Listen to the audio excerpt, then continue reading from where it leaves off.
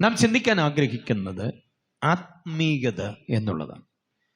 ആത്മീയൻ സകലത്തെയും വിവേചിക്കുന്നു, താൻ ആരാലും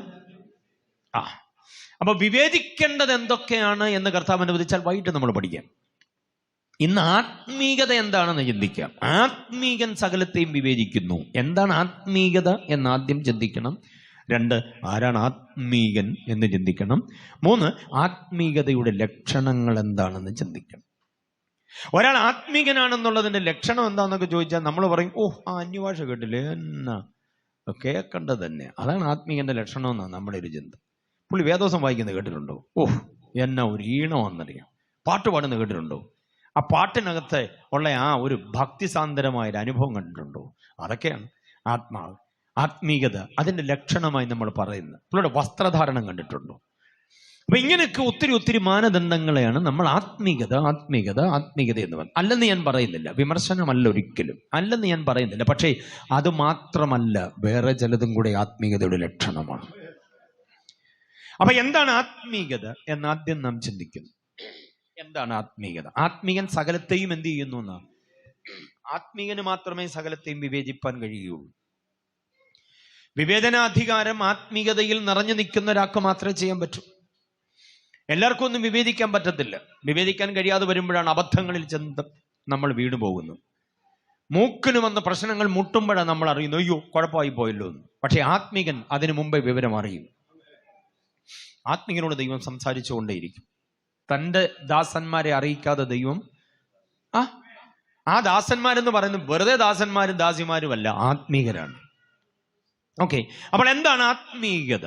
ഞാനൊരു നിർവചനം പറയാം. ആ നിർവചനമാണ് ആത്മീയതയ്ക്ക് നാം സൂക്ഷിക്കേണ്ടത്. ഓക്കെ, നിർവചനം കേട്ടിട്ട് നിങ്ങളുടെ ഭാഷയിൽ എഴുതിയാൽ മതി. ഞാൻ പറയുന്ന പോലെ എഴുതണം എന്നൊന്നുമില്ല. ആശയം മനസ്സിലാക്കുക, എന്നിട്ട് നിങ്ങളുടെ ആ ഭാഷയിൽ അതിനെ എഴുതിയാൽ മതി. ആത്മാവ്, ദേഹി, ദേഹം എന്നീ 3 ഘടകങ്ങൾ ദൈവത്തിൻ്റെ പരിശുദ്ധാത്മാവിനാൽ നിയന്ത്രിതമാക്കപ്പെടുന്നൊരു വ്യവസ്ഥിതിയാണ് ആത്മീയത. ഒന്നുകൂടെ പറയാം. ആത്മാവ്, ദേഹി, ദേഹം എന്നിവ ദൈവത്തിൻ്റെ പരിശുദ്ധാത്മാവിനാൽ നിയന്ത്രിതമാക്കപ്പെടുന്ന ഒരു വ്യവസ്ഥിതിയെ എന്താ വിളിക്കാം?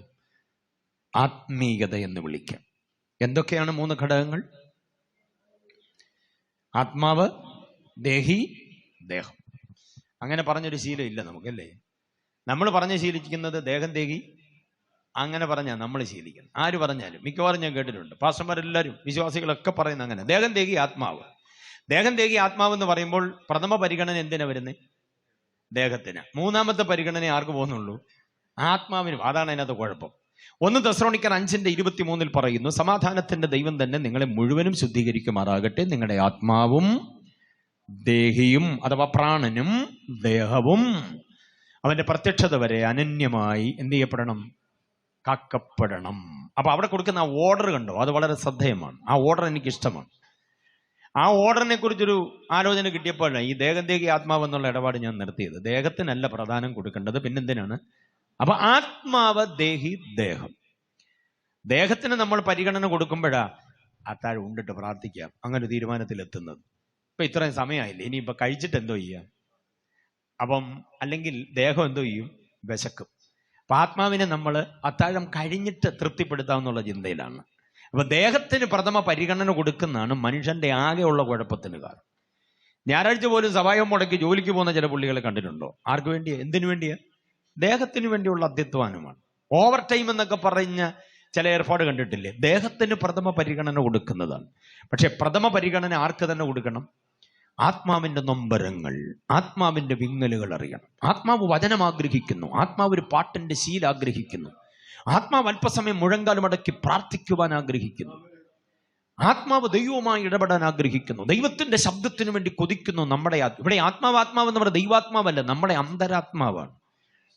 ആത്മാവെന്ന് പറയുന്നത് നെഞ്ചുകൂടിനകത്തുള്ള ഏതെങ്കിലും ഒരു അവയവം പോലെയല്ല, ശരീരത്തിൽ മൊത്തത്തിൽ വിലയം പ്രാപിച്ചു കിടക്കുന്നതാണ്. അതാണ് ദ ഇന്നർ മാൻ, ആന്തരികം എന്ന് പറയുന്നത്.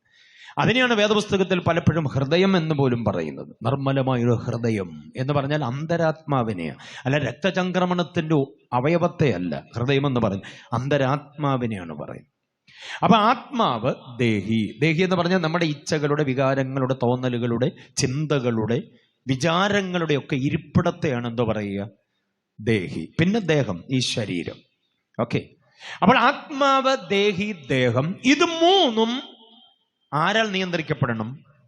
ദൈവത്തിന്റെ പരിശുദ്ധാത്മാവിനാൽ നിയന്ത്രിക്കപ്പെടണം. അങ്ങനെ നിയന്ത്രിക്കപ്പെടുന്ന ഒരു വ്യവസ്ഥിതിക്ക് എന്തോ വിളിക്കാം നമുക്ക്? ആത്മീയത.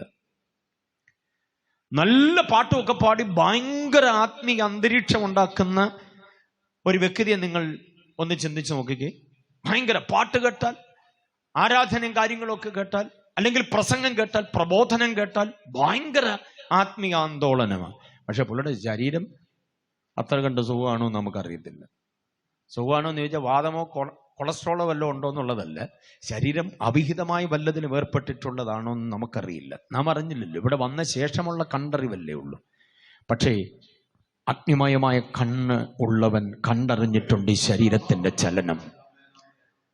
ഈ ദേഹിയിലൂടെ രൂപപ്പെട്ട് മിന്നായം പോലെ മാഞ്ഞുപോയതായിരിക്കുന്ന ചിന്തകളുടെ, വിചാരങ്ങളുടെ, വികാരങ്ങളുടെ ഒക്കെ അനുഭവം ദൈവാത്മാവ് അറിഞ്ഞിട്ടുണ്ട്. അപ്പൊ ദൈവാത്മാവിന് വിരുദ്ധമായി എൻ്റെ ദേഹി വേറൊന്നും ചിന്തിച്ചിട്ടില്ല, എൻ്റെ ദേഹം തൊട്ടിട്ടില്ല, എൻ്റെ ദേഹം എടുത്തിട്ടില്ല, മുട്ടിയിട്ടില്ല, തട്ടിട്ടില്ല, ഉരുമിയിട്ടില്ല, ഒരഞ്ഞിട്ടില്ല, അവിഹിതമായി ഇതിലൊന്നും ഇടപെട്ടിട്ടില്ല എന്ന ബോധ്യം നമുക്കുണ്ടാകണം. അതിലുപരി ദൈവാത്മാവിനുണ്ടാകണം. അതാണ് ആത്മീയത. എത്ര പേർക്ക് ബോധ്യം? എത്ര പേർക്ക് സമ്മതിക്കാൻ പറ്റുന്നുണ്ട്? മറ്റുള്ളവരുടെ മുൻപിൽ നമുക്ക് പാടാനും പ്രസംഗിക്കാനും ആരാധിക്കാനും ദീർഘനേരം കണ്ണടച്ചിരുന്ന് സ്തോത്രം ചെയ്യാനും ജാഗരിക്കാനും ഒക്കെ പറ്റും. പക്ഷെ ഇത് കഴിഞ്ഞിട്ട് അടുത്ത നടപടിയിലേക്ക് നമ്മുടെ ശരീരം മാറുമ്പോൾ എന്തായിരിക്കും സ്ഥിതി? വേദോസമായിട്ട് ഇപ്പം നമ്മൾ ഇവിടെ ഇരിക്കുക, കുഴപ്പമില്ല, വേദോസമൊക്കെ വായിച്ചുകൊണ്ട് ഇവിടെ ഇരിക്കുക. നമ്മൾ ഒറ്റയ്ക്കൊരു മുറിയിൽ ഫുൾ റേഞ്ച് ഉള്ളൊരു മൊബൈൽ ഫോണുമായിട്ടിരിക്കുമ്പോൾ എന്തായിരിക്കും നമ്മുടെ സ്ഥിതി? മൊബൈൽ ഫോണിന് റേഞ്ച് ഇല്ല, 156 ചാനലുള്ള ഒരു ടി വിയുമായി, അതിൻ്റെ റിമോട്ടുമായിട്ട് നമ്മൾ ഇരിക്കുമ്പോൾ നമ്മുടെ സ്ഥിതി എന്താ? നമ്മുടെ മാനസികാവസ്ഥ എന്താ? നമ്മുടെ ദേഹം എങ്ങനെയാണ് ചലിക്കുന്നത്? നമ്മുടെ ദേഹി എങ്ങനെയാണ് ഇടപെടുന്നത്? അവിടെ നമ്മുടെ ആത്മാവ് അബലമാണ്. WhatsApp, YouTube, internet, Facebook, Twitter, Instagram അടക്കമുള്ളതിലൂടെ നമ്മൾ ഇങ്ങനെ തോണ്ടി പോകുമ്പോൾ നമ്മുടെ ആത്മാവ് അബലമാകുകയും നമ്മുടെ ദേഹി സഫലമാകുകയും ചെയ്യും. ദേഹം സജീവമാകുകയും ചെയ്യും. തിന്മകളുടെ വിചാരങ്ങളും തിന്മകളുടെ ഉറവകളും തുറന്നു വരുമ്പോൾ ദേഹം ഉദ്ദീപിതമാകും. അതുകൂടെ കാണാം, അപ്പുറത്തേതും കൂടെ കാണാം, എന്നാൽ പിന്നെ അതുകൂടെ കാണാം. എന്തായാലും വീട്ടിൽ ആരെങ്കിലും ഒക്കെ വരാൻ കുറെ നേരം കൂടെ ആവും, അപ്പൊ അത്രയും നേരം കൂടി ഇത് കാണാം. ആത്മാവ് അബലമാകി, ആത്മാവ് അറസ്റ്റ് ചെയ്യപ്പെടുന്നു, ഫ്രീസ് ചെയ്യപ്പെടുന്നു, ദേഹം ഉണർത്തപ്പെടുന്നു, ദേഹി വിജൃംഭിതമാകുന്നു. ഇങ്ങനെ ഒരു വ്യവസ്ഥിതിയാണ് നമ്മുടേതെങ്കിൽ നമ്മൾ ആരല്ലെന്ന് പറയണം? ആത്മികരല്ല. ആത്മികരല്ലെങ്കിൽ പിന്നെ ആരാ? അനാത്മികര, ജഡീകര, പ്രാകൃതര, അങ്ങനെ ഒത്തിരി പേരുകളുണ്ട്. അതാ എൻ്റെ വസ്തുത. അപ്പൊ ആത്മീകത എന്നുള്ളതിന് നിർവചനം ഞാൻ തന്നതാണ്. കുറിച്ചല്ലോ നിങ്ങൾ. എന്തൊക്കെയാണ് പറഞ്ഞേ?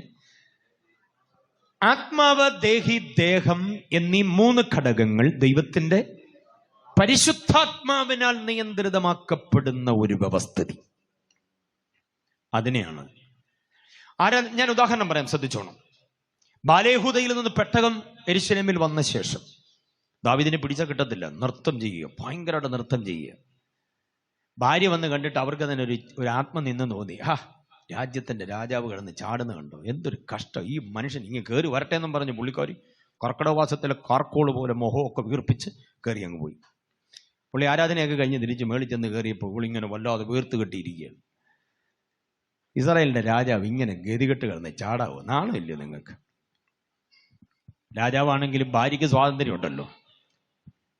അപ്പൊ പുള്ളിക്കാരൻ പറഞ്ഞത്, ഇസ്രായേലിൽ നിന്റെ അപ്പനേക്കാൾ അധികം എന്നെ ഇങ്ങനെ മാനിച്ച എന്റെ ദൈവത്തിന് മുൻപാകെ ഞാൻ ഇതിലും ഹീനനായി ദൈവത്തിനെ ആരാധിക്കും.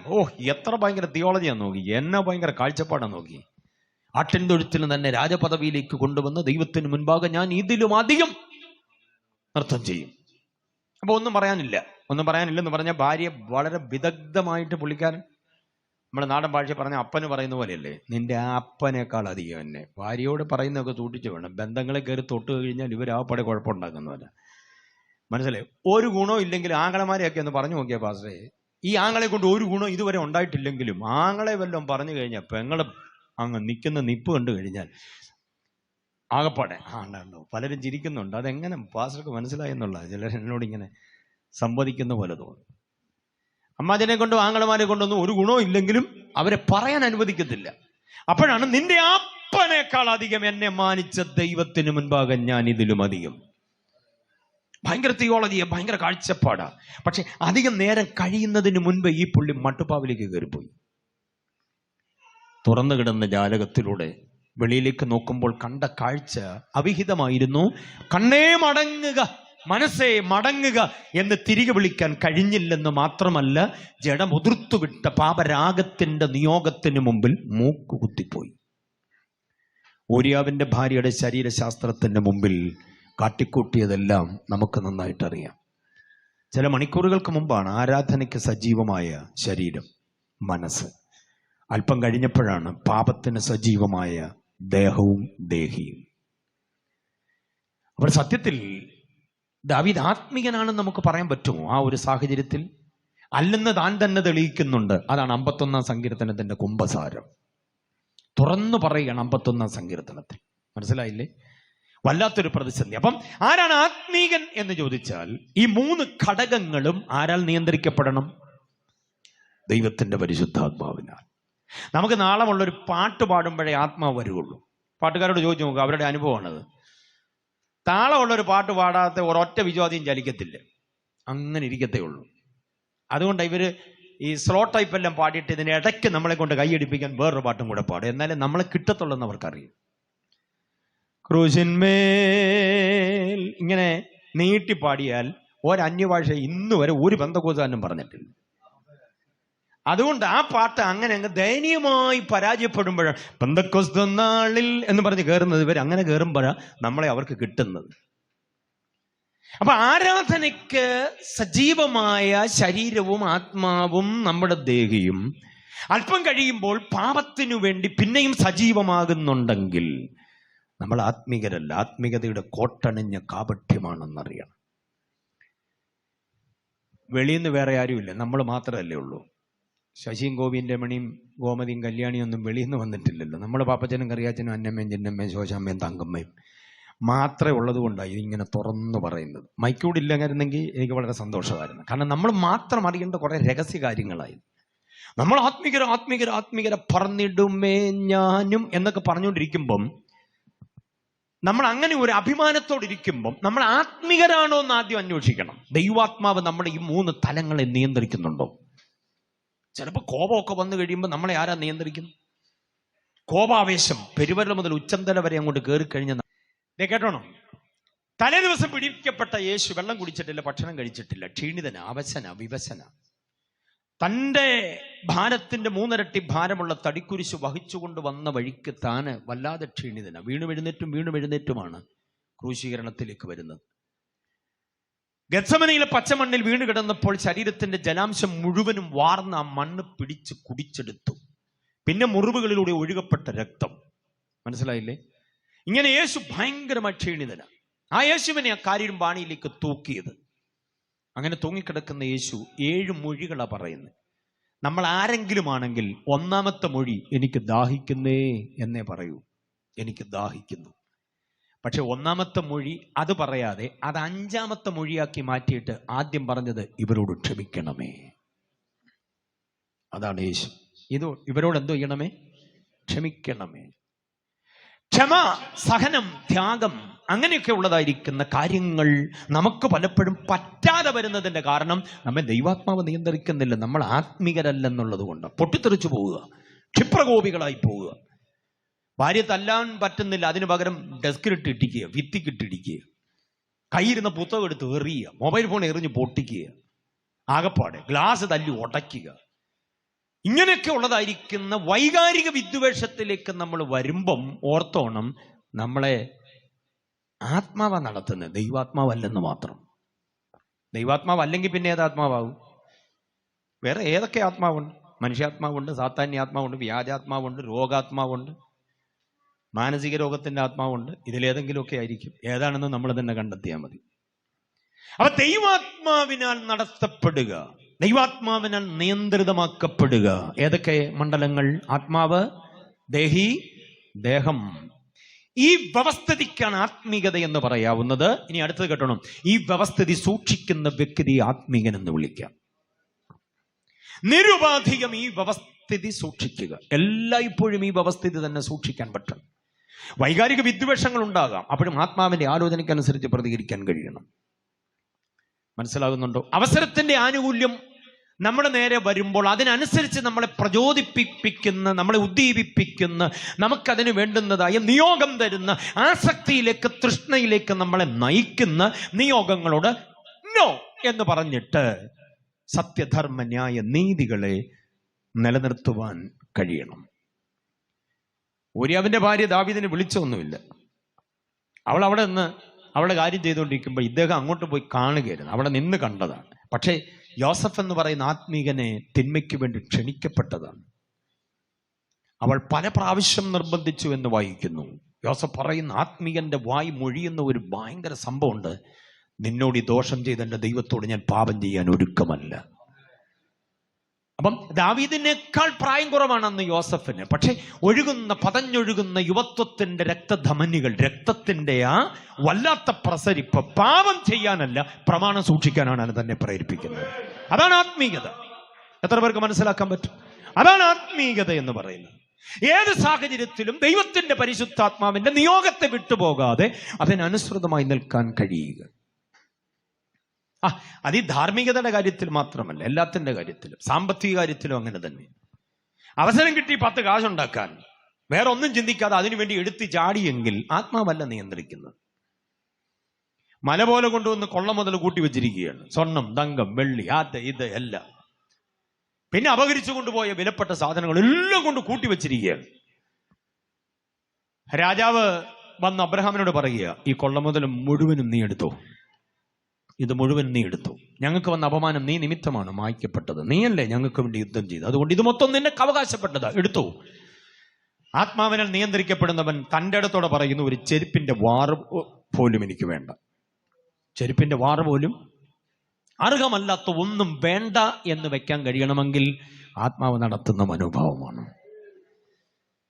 പക്ഷേ യേശുവിന്റെ കൂടെ 3.5 വർഷം മുട്ടിത്തട്ടി നടന്ന് ഉരുമി ഒരഞ്ഞു നടന്നൊരു ഉപദേശി 30 വെള്ളിക്കാശ് ഞങ്ങൾ തരാം, യേശുവിനെ ഒന്ന് കാണിച്ചു തരാമെന്ന് ചോദിച്ചപ്പോഴേ അന്നേരം ഡീൽ ചെയ്തു, ഉറപ്പിച്ചു. അപ്പൊ ഇതിൽ ആരാ ആത്മീകനെന്ന് പറ? അപ്പൊ ആത്മീകത എന്താന്ന് മനസ്സിലായോ? ഏത് കാര്യത്തിലും ദൈവഹിതമല്ലാത്തതിനു വേണ്ടി ഡീൽ ചെയ്യുവാൻ ഒരുമ്പെടാതെ ദൈവഹിത പ്രകാരം മാത്രം നിൽക്കാൻ പറ്റും ദൈവത്തിന്റെ പരിശുദ്ധയാത്മാവ്. അപ്പൊ ആത്മീകതയുടെ നിർവചനം, ആത്മീകൻ ആരാണ്? ഈ നിർവചനത്തിനനുസാരമായി ജീവിതത്തെ സൂക്ഷിക്കുന്നവനെ എന്ത് വിളിക്കാം? സൂക്ഷിക്കുന്നവളെ ആത്മീക എന്ന് വിളിക്കാം, ആത്മീകൻ എന്ന് വിളിക്കാം. അടുത്ത ഭാഗത്തേക്ക് വരിക. ഇനി ഇവരുടെ ലക്ഷണങ്ങളാണ് പറയുമ്പോൾ. ആത്മീകന്റെ ലക്ഷണങ്ങൾ എന്തൊക്കെ? ഒരാൾ ആത്മീകനാണെങ്കിൽ ആ വ്യക്തിയുടെ ലക്ഷണങ്ങളുണ്ട് പ്രത്യേകമായി. കുഞ്ഞുങ്ങളൊക്കെ ശ്രദ്ധിച്ചോളൂ. ആത്മീകന്റെ ലക്ഷണങ്ങൾ ചില സുതാര്യതകളാണ്. 4 സുതാര്യതകൾ ആദ്യം പറയാം. 4 സുതാര്യതകൾ. എന്ത് വില കൊടുത്തും ഈ 4 മേഖലകളിൽ സുതാര്യത സൂക്ഷിക്കാൻ കഴിഞ്ഞാൽ അതാണ് ആത്മീകതയുടെ ലക്ഷണം. ഏതൊക്കെ മേഖലകളിലാണ് സുതാര്യത? ഒന്നാമത്തെ സുതാര്യത ശരീരത്തിന്റെ സുതാര്യതയാണ്. നമ്മുടെ ബോഡി, നമ്മുടെ ശരീരം അത് സുതാര്യമാകണം. നമ്മുടെ ശരീരം എല്ലാവരുടെയും മുമ്പാകെ എല്ലായ്പ്പോഴും ഏത് പ്രായത്തിലും സുതാര്യത സൂക്ഷിക്കാൻ കഴിയുന്നതാകണം. പലരുടെയും ശരീരം സുതാര്യമല്ല. ആത്മീയരെന്ന് അവകാശപ്പെടുമ്പോഴും ശരീരത്തിന്റെ സുതാര്യത സൂക്ഷിക്കാൻ കഴിയാതെ പോകുന്ന നിരവധി ആളുകളുണ്ട്. അരുതരുതാത്തതിനുമായിട്ട് കയറി ഇടപെട്ടിട്ട് ശരീരത്തിന്റെ ശുദ്ധി നഷ്ടപ്പെട്ടു പോവുക. മനസ്സിലായില്ലേ? പക്ഷെ ഏത് സമയത്തും ശരീരം എന്തോ ആകണം? സുതാര്യമാകണം. 1, 2, 3 വാക്യങ്ങൾ ഞാൻ പരിചയപ്പെടുത്താം. ശരീരത്തിന്റെ സുതാര്യതയെ ബോധ്യമാകാൻ വിവിധ പ്രായ ഉള്ളവരാണ് ഇവിടെ ഇരിക്കുന്നത്, കുഞ്ഞുങ്ങളടക്കം. അതുകൊണ്ട് പറയുന്നതിന് എനിക്ക് ലിമിറ്റേഷൻ ഉണ്ടെങ്കിലും എല്ലാവർക്കും ബോധ്യമാകത്തക്ക നിലയിൽ പറയാം. ചില വാക്യങ്ങൾ തരാം. 1 കൊരിന്ത്യർ ലേഖനം 6-ാം അധ്യായം അതിന്റെ 20-ാമത് വാക്യം. 1 കൊരിന്ത്യർ 6:20. ആകയാൽ നിങ്ങളുടെ ശരീരം കൊണ്ട് ദൈവത്തെ മഹത്വപ്പെടുത്തുവിൻ. തൊട്ട് മുകളിലെ വാക്യത്തിൽ പറയുന്ന 19-ൽ പറയുന്നത്, നിങ്ങൾ നിങ്ങൾക്കുള്ളവരല്ല, നിങ്ങൾ താങ്താങ്ങൾക്കുള്ളവരല്ല, നിങ്ങളെ വിലയ്ക്ക് വാങ്ങിയിരിക്കുന്നത് കൊണ്ട് നിങ്ങളുടെ ശരീരം കൊണ്ട് ദൈവത്തെ എന്തോ ചെയ്യണം? അപ്പൊ ദൈവത്തെ മഹത്വപ്പെടുത്തുവാനുള്ള ഏറ്റവും വലിയ ഉപാധി എന്ത് തന്നെയാണ്? നമ്മുടെ ശരീരം തന്നെയാണ്. ഉച്ച മുതൽ ഉള്ളങ്കാല് വരെയുള്ള ഈ ശരീരത്തിന്റെ വ്യവസ്ഥിതി, വണ്ണം കൂടിയതോ വണ്ണം കുറഞ്ഞതോ, നീളം കൂടിയതോ നീളം കുറഞ്ഞതോ, എന്തെങ്കിലും അംഗവൈകല്യമുള്ളതോ ഒരു വൈകല്യവും ഇല്ലാത്തതോ ആകട്ടെ, ഒരു ശരീരം ഉണ്ടല്ലോ. സ്വന്തം ശരീരത്തിൽ സന്തോഷമുണ്ടോ? സ്വന്തം സൗന്ദര്യത്തിൽ സംതൃപ്തി ഉണ്ടോ? Price the Lord. സ്വന്തം നീളത്തിലും വണ്ണത്തിലും സന്തോഷമാണോ? അതോ കണ്ണാടിയുടെ മുമ്പിൽ നിന്ന് പെറുപിറുക്കുന്നവരാണോ നമ്മൾ? Price the Lord. തമ്പുരാൻ, പടച്ച തമ്പുരാൻ നമുക്ക് യോഗ്യമായതെല്ലാം തന്നിട്ടുണ്ട്. അങ്ങനെ ചിന്തിക്കണം. ഒരു എക്സ്ട്രാ ഫിറ്റിങ്ങും ഇല്ല. നമുക്ക് യോഗ്യമായതെല്ലാം കർത്താവ് തന്നിട്ടുണ്ട്. അതുകൊണ്ട് വേറെ ആനണ്ടര മൂക്കും നമ്മുടെ മൂക്കും, വേറെ ആനണ്ടര കവളും നമ്മുടെ കവളും കൂടെ താരതമ്യം ചെയ്ത് അങ്ങനെയൊന്നും നമ്മൾ മനസ്താപപ്പെടേണ്ട കാര്യമില്ല. നമ്മൾ ഏറ്റവും നല്ല സൃഷ്ടിയാണ് ദൈവത്തിൻ്റെത്. ദൈവം എന്നെ ഇങ്ങനെ സൃഷ്ടിച്ച് വിട്ടത് കൊണ്ട്, ഞാൻ ആ ദൈവത്തിൽ വിശ്വസിക്കുന്നുകൊണ്ട് ഞാൻ സംതൃപ്തനായി ജീവിച്ചില്ലെങ്കിൽ ദൈവത്തെ ഞാൻ ആക്ഷേപിക്കുന്നുകൊണ്ട് വല്ല വല്ല സമാധാനവും പറയാൻ പറ്റൂ? വല്ല പോംവഴി ഉണ്ടാക്കാൻ പറ്റൂ? ഇല്ലേ, ഇല്ല. അതുകൊണ്ട് നമുക്കൊരു ശരീരമുണ്ട്. ഈ ശരീരത്തെ നമ്മൾ സുതാര്യമായി കാക്കണം. ഈ ശരീരം കൊണ്ട് ദൈവത്തെ എന്തോ ചെയ്യാൻ പറ്റണം? ഏറ്റവും വലിയ കാര്യം ഈ ശരീരത്തെക്കുറിച്ച് 1 കൊരിന്ത്യർ 3:16 പറയുന്നത്, നമ്മുടെ ശരീരം ദൈവത്തിന്റെ മന്ദിരമാണ്. Know ye not that you are the temple of God. അപ്പൊ ശരീരത്തെ സുതാര്യമായി കാക്കണമെന്ന് പറയുന്നതിന്റെ കാരണം, ഈ ശരീരം ദൈവത്തിന്റെ മന്ദിരമാണ്. അരുതരുതാത്തത് കഴിക്കരുത്, അരുതരുതാത്തത് കുടിക്കരുത്, അരുതരുതാത്തത് പറയരുത്, അരുതരുതാത്തത് കേൾക്കാൻ നിൽക്കരുത്, അരുതരുതാത്തതുമായി ശരീരം ബന്ധമാകരുത്. കണ്ടില്ലേ? അങ്ങനെ പവിത്രമായി, ദൈവത്തിന്റെ ആലയം എന്ന നിലയിൽ പവിത്രമായി കാത്തേ പറ്റൂ നമ്മുടെ ശരീരത്തെ. ഓക്കെ, അടുത്തൊരു വാക്യം വായിച്ചേ. ശരീരത്തിന്റെ പവിത്രതയും അതിന്റെ പരിപാവനതയും അതിന്റെ അനന്യതയും അതിന്റെ നീതിയും ബോധ്യമാകാൻ ലൂക്കോസിന്റെ സുവിശേഷം 11:36 വാക്യം. ലൂക്കോസ് 11:36.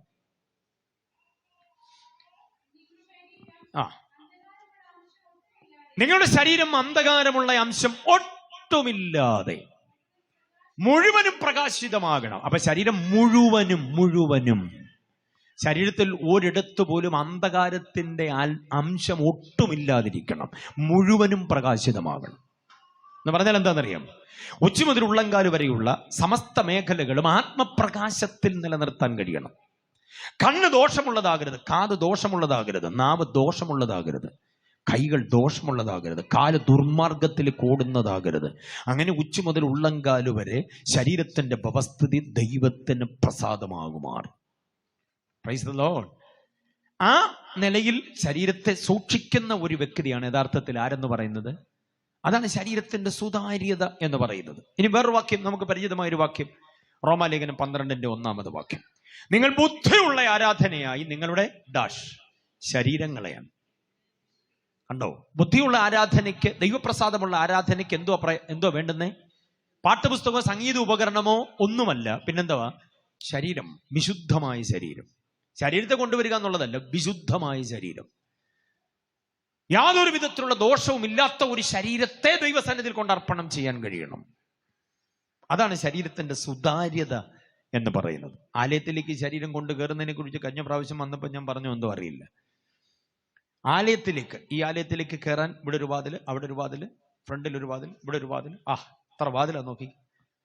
ഈ വാതിൽ ഏതെങ്കിലും ഒന്നിലൂടെ നമ്മൾ ഈ ശരീരത്തെ ആലയത്തിലേക്ക് കൊണ്ടു കയറുമ്പോൾ നമ്മൾ അറിയേണ്ട മഹത്തായിരിക്കുന്ന ഒരു കാര്യം വിശുദ്ധ വചനം പറയുന്നുണ്ട്. ഞാൻ ആ വാക്യം പറയാം, എവിടാന്ന് പറയണം, എവിടാന്ന് എടുത്ത് വായിക്കണം. കഴിഞ്ഞ പ്രാവശ്യം ഞാൻ പറഞ്ഞു ഇല്ലെന്ന് അറിയില്ല. ദൈവമായ യഹോവ അരുളി ചെയ്യുന്നു, വേറെ ആരുമല്ല പറയുന്നത്, ദൈവമായ യഹോവ അരുളി ചെയ്യുക. നിന്റെ എല്ലാ വെറുപ്പുകളാലും സകല മ്ലേച്ഛതകളാലും നീ എൻ്റെ വിശുദ്ധ മന്ദിരത്തെ അശുദ്ധമാക്കിയത് കൊണ്ട് എന്നാണേ ഞാൻ നിന്നോട് കരുണ കാണിക്കയില്ല. എൻ്റെ കടാക്ഷം ഞാൻ നിങ്കിൽ നിന്ന് നീക്കിക്കളയും, ഞാൻ ആദരിക്കുകയുമില്ല.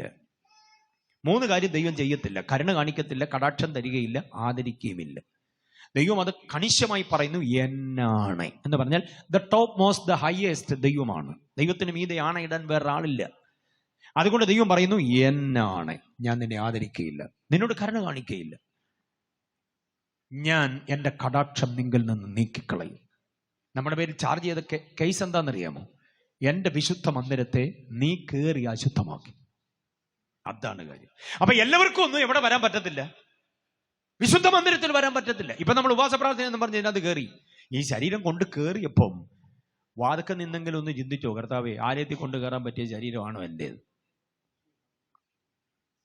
ആലയത്തിലേക്ക് എൻ്റെ ശരീരത്തെ കൊണ്ട് കയറാൻ പറ്റുമോ? കുശുമ്പ, കുന്നായ്മ, ഈർഷ്യ, പക, പിണക്കം, ക്രോധം, വിമർശനം, വിരോധം, വിദ്വേഷം, വിഭാഗീയത, ആരാണ്ടോടൊക്കെയുള്ള മിണ്ടാട്ടമില്ലായ്മ, ഉരിയാട്ടമില്ലായ്മ, അനിയത്തോട് മിണ്ടിട്ട് എത്ര നാളായി, അളിയനോട് മിണ്ടിട്ട് എത്ര നാളായി, ചേട്ടനുമായിട്ട് സഹകരിച്ചിട്ട് എത്ര കാലമായി, പെങ്ങളെ ഒന്ന് വിളിച്ച് എന്നെ കൊണ്ട് വിശേഷം ഒന്ന് ചോദിച്ചിട്ട് എത്ര നാളായി, അമ്മാവിയമ്മയുടെ മുഖത്ത് നോക്കി ഒന്ന് ചിരിച്ചിട്ട് എത്ര കാലമായി, മരുമോളെ വിളിച്ചിട്ട് ഒന്ന് പ്രോത്സാഹിപ്പിച്ചിട്ട് മോളെ നന്നായിരിക്കുന്നു കേട്ടോ എന്നൊന്ന് പറഞ്ഞിട്ട് എത്ര കാലമായി. ഇങ്ങനെ ബന്ധങ്ങളിൽ അസ്ഥിരത ഉള്ളപ്പോഴും നമ്മൾ ആലയത്തിലേക്ക് ഓടിക്കയറും. അയ്യോ സമയമായി എന്ന് പറഞ്ഞ് ഓടി കയറുക. അങ്ങനെ ഓടിക്കയറാൻ ദൈവം അനുവദിക്കുന്നില്ല ആലയത്തിൽ. മനസ്സിലാകുന്നുണ്ടോ? ബാക്കി ഒന്നുകൂടെ പറയാം. ദൈവമായ യഹോവ അരുളി ചെയ്യുന്നു, നിന്റെ എല്ലാ വെറുപ്പുകളാലും നിന്റെ മ്ലേച്ഛതകളാലും നീ എൻ്റെ വിശുദ്ധ മന്ദിരത്തെ അശുദ്ധമാക്കിയത് കൊണ്ട് എന്നാണ് ഞാൻ നിന്നോട് കരുണ കാണിക്കുകയില്ല, ഞാൻ നിന്നെ ആദരിക്കുകയില്ല, എൻ്റെ കടാക്ഷം ഞാൻ നീക്കിക്കളയും എന്ന് പറഞ്ഞാൽ ആലയത്തിൽ വരുന്നവന്റെ മേൽ രണ്ട് ദോഷങ്ങൾ ഉണ്ടാകരുത്. ഒന്ന് വെറുപ്പുണ്ടാകരുത്, രണ്ട് മ്ലേച്ഛത ഉണ്ടാകാൻ പാടില്ല. അപ്പൊ വെറുപ്പും മ്ലേച്ഛതയും ഇല്ലാത്ത ശരീരം കൊണ്ട് എവിടെ വരാവൂ? ആലയത്തിൽ വരാവൂ. ദൈവദാസന്മാരും വിശ്വാസികളും കൂടെ ഒരുമിച്ചുള്ള ഒരു കോൺഗ്രിഗേഷൻ ആയതുകൊണ്ട് ഈ വിചാരങ്ങൾ മറക്കാതെ പഠിക്കണം. ദൈവദാസന്മാരെ സഭയെ പഠിപ്പിക്കണം. ദൈവദാസന്മാരെ സഭയെ പഠിപ്പിക്കണം എന്ന് പറഞ്ഞാൽ ഈ വാക്യം എവിടെയാണെന്ന് അറിയാൻ പറ്റും. എങ്ങനെ പഠിപ്പിക്കും? ഇങ്ങനൊരു വാക്യമുണ്ട് പ്രിയമുള്ളവര്, നിങ്ങളത് തപ്പിയെടുത്തോണോ എന്നൊക്കെ പറഞ്ഞ വിശ്വാസി നമ്മളെ പൊക്കം വിടും. അപ്പൊ എവിടെ വാക്യം എന്നറിയണം. ഇങ്ങനൊരു വാക്യമുണ്ട്, കണ്ടിട്ടുണ്ടോ? അത് ഇതുവരെയുള്ള വേദപുസ്തക പഠനത്തിൽ ഇങ്ങനൊരു വാക്യം കണ്ടിട്ടുണ്ട്. നിന്റെ എല്ലാ വെറുപ്പുകളാലും. അപ്പൊ ആരോടും വെറുപ്പില്ലാത്ത ഒരാളിനെ ആലയത്തിൽ വരാൻ യോഗ്യതയുള്ളൂ. ആലയത്തിൽ വരുന്നതിന് മുമ്പ് ആ റോഡിലെങ്കിലും നിന്ന്, ആ മുറ്റത്തെങ്കിലും നിന്ന്, അല്പം മുറ്റം ഉണ്ടല്ലോ അവിടെ നിന്നെങ്കിലും ചിന്തിക്കണം, ആലയത്തിലോട്ട് ഞാൻ കയറാൻ പോയി, എനിക്ക് ആരോടെങ്കിലും വെറുപ്പുണ്ടോ? എന്നോട് ആരെങ്കിലും വെറുപ്പായിട്ട് നിപ്പുണ്ടോ? ഞാൻ പറഞ്ഞ വാക്ക് നിമിത്തം ആരുടെയെങ്കിലും കണ്ണ് നനഞ്ഞിട്ടുണ്ടോ? ഞാൻ പറഞ്ഞ വാക്ക് നിമിത്തം ആരുടെയെങ്കിലും നെഞ്ചകം പുകഞ്ഞിട്ടുണ്ടോ? മകനോ മകളോ ഭാര്യയോ ഭർത്താവോ ആരെങ്കിലും? അന്നേരത്തെ ഒരു രോക്ഷം കൊണ്ട്, അന്നേരത്തെ ഒരുമാതിരി വല്ലാത്ത ഉദ്ദീപനം കൊണ്ട് ഞാൻ ഏതാണ്ടൊക്കെ അങ്ങ് പറഞ്ഞു പോയി. അയ്യോ പാവം നിന്ന് കരയായിരുന്നു. അവള് കരഞ്ഞാലെന്നാ, അവൻ കരഞ്ഞാലെന്നാ, നമ്മൾ കയറി ഇങ്ങ് പോകുന്നു ആരാധനയ്ക്ക്, വർഷിപ്പിന് നേരമായി എന്നും പറഞ്ഞു നമ്മളിങ്ങ് പോരുക. ആ പുള്ളി അവിടെ കരഞ്ഞുകൊണ്ടിരിക്കുക അപ്പോഴും. അങ്ങനെ വെറുപ്പുണ്ടാക്കിയവൾ എവിടെ വരാൻ പാടില്ല? ആലയത്തിൽ വരാൻ പാടില്ല. അതുകൊണ്ട് അങ്ങനെയൊക്കെ പറഞ്ഞപ്പോ ഇറങ്ങി പോകുന്നതിന്റെ കാര്യം എന്താ? കുഞ്ഞിന്റെ പേരില്ല, അതുകൊണ്ട് നമുക്ക് രക്ഷപ്പെടാം. കുഞ്ഞുങ്ങളുള്ളത് എന്നാ ഗുണമെന്നറിയാം. പണ്ടൊരമ്മ കുഞ്ഞിന് ചോറ് കൊടുത്ത് അമ്മയുടെ വാ പൊള്ളിയെന്ന്. അങ്ങനെയുണ്ട്. ഓക്കെ, അപ്പൊ ശ്രദ്ധിച്ചേ, ഞാൻ പറഞ്ഞ ഈ വാക്യം കണ്ടുപിടിച്ചോ? ആരോടും വെറുപ്പുള്ള ഒരു വ്യക്തി എവിടെ വരാൻ പാടില്ല? ആലയത്തിൽ ആരാധനയ്ക്ക് വരാൻ പാടില്ല. നമുക്കിപ്പോ ഈ വെറുപ്പോടുകൂടെ ആലയത്തിൽ വന്നാൽ മാത്രം പോരാ, പ്രൈസ് ആൻഡ് വർഷിപ്പിന് നമ്മൾ ഇടപെടുകയും ചെയ്യും, നുറുക്കി വെച്ചിരിക്കുന്ന അപ്പവും വീഞ്ഞും കഴിക്കുകയും ചെയ്യും. അതാണ് നമ്മുടെ ഏറ്റവും വലിയ പ്രശ്നം. നിംസിലും കിംസിലും മിംസിലും അങ്ങ് ആശ്രം മെഡിസിറ്റിയിലും പിന്നെ അങ്ങ് ലേക്ക് ഷോറിലും ഒക്കെ നമ്മൾ വലിയ ബില്ല് പേ ചെയ്യേണ്ടി വരുന്നതിന്റെ അടിസ്ഥാന കാരണം ഞാൻ തുറന്നു പറയാം, യോഗ്യതയില്ലാത്ത നീ ഇത് വാരി കഴിക്കുന്നതാണ്. സമ്മതിക്കാമോ? വല്ല ദാവീദോ ഗോലിയാത്തോ മകനെ മകളെ ദാസാദാസി എന്നൊക്കെ വിളിച്ച് വല്ല ആരാധനയൊക്കെ ആയിരുന്നെങ്കിൽ എന്ത് രസമായിരുന്നു. ഈ ഉപദേശം എവിടുന്ന് കൊണ്ടുവന്നാ? ഇപ്പൊ ചിലരെന്നെ ഇങ്ങനെ തുറിച്ചു നോക്കുന്നു.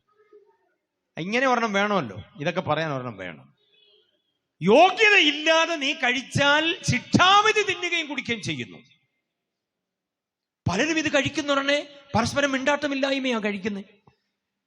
അളിയനുമായിട്ട് പ്രശ്നമാ, അമ്മായിയപ്പനുമായിട്ട് പ്രശ്നമാ, അമ്മയുമായിട്ട് പ്രശ്നമാ, കണ്ടോ, അപ്പനുമായിട്ട് പ്രശ്നമാ, തമ്മിൽ മിണ്ടിട്ട് കാലം ഒത്തിരിയായി. എന്നാലും ഈ മുറിച്ചു വെച്ചിരിക്കുന്നതിൽ ഏറ്റവും വലിയ പീസ് എടുത്ത് കഴിക്കും. പാസ് ഗ്ലാസ് അങ്ങോട്ട് കൊടുത്തത് അല്പം ഒന്ന് ആസ്വദിച്ചിട്ട് ഗ്ലാസ് തിരിച്ചു തരുന്നു, അതിന്റെ പകുതി അങ്ങ് കുടിച്ചു ഒറ്റ വലിക്കും. കാരണം പ്രസംഗവും പരിപാടിയെല്ലാം കഴിഞ്ഞ് ഒരുമാതിരി ദാഹിച്ച് വരണ്ടിരുന്ന നേരത്തായി ഈ പാനപാത്രം കയ്യിലോട്ട് കിട്ടിയ കർത്താവിന്റെ ചോരയല്ലേ, വലിച്ചങ്ങ് കുടിച്ചു. പിന്നെ ഒന്നുകൂടെ റീഫില്ല് ചെയ്തപ്പോഴാണ് ബാക്കിയുള്ളവർക്ക് കൊടുക്കാൻ പറ്റിയത്.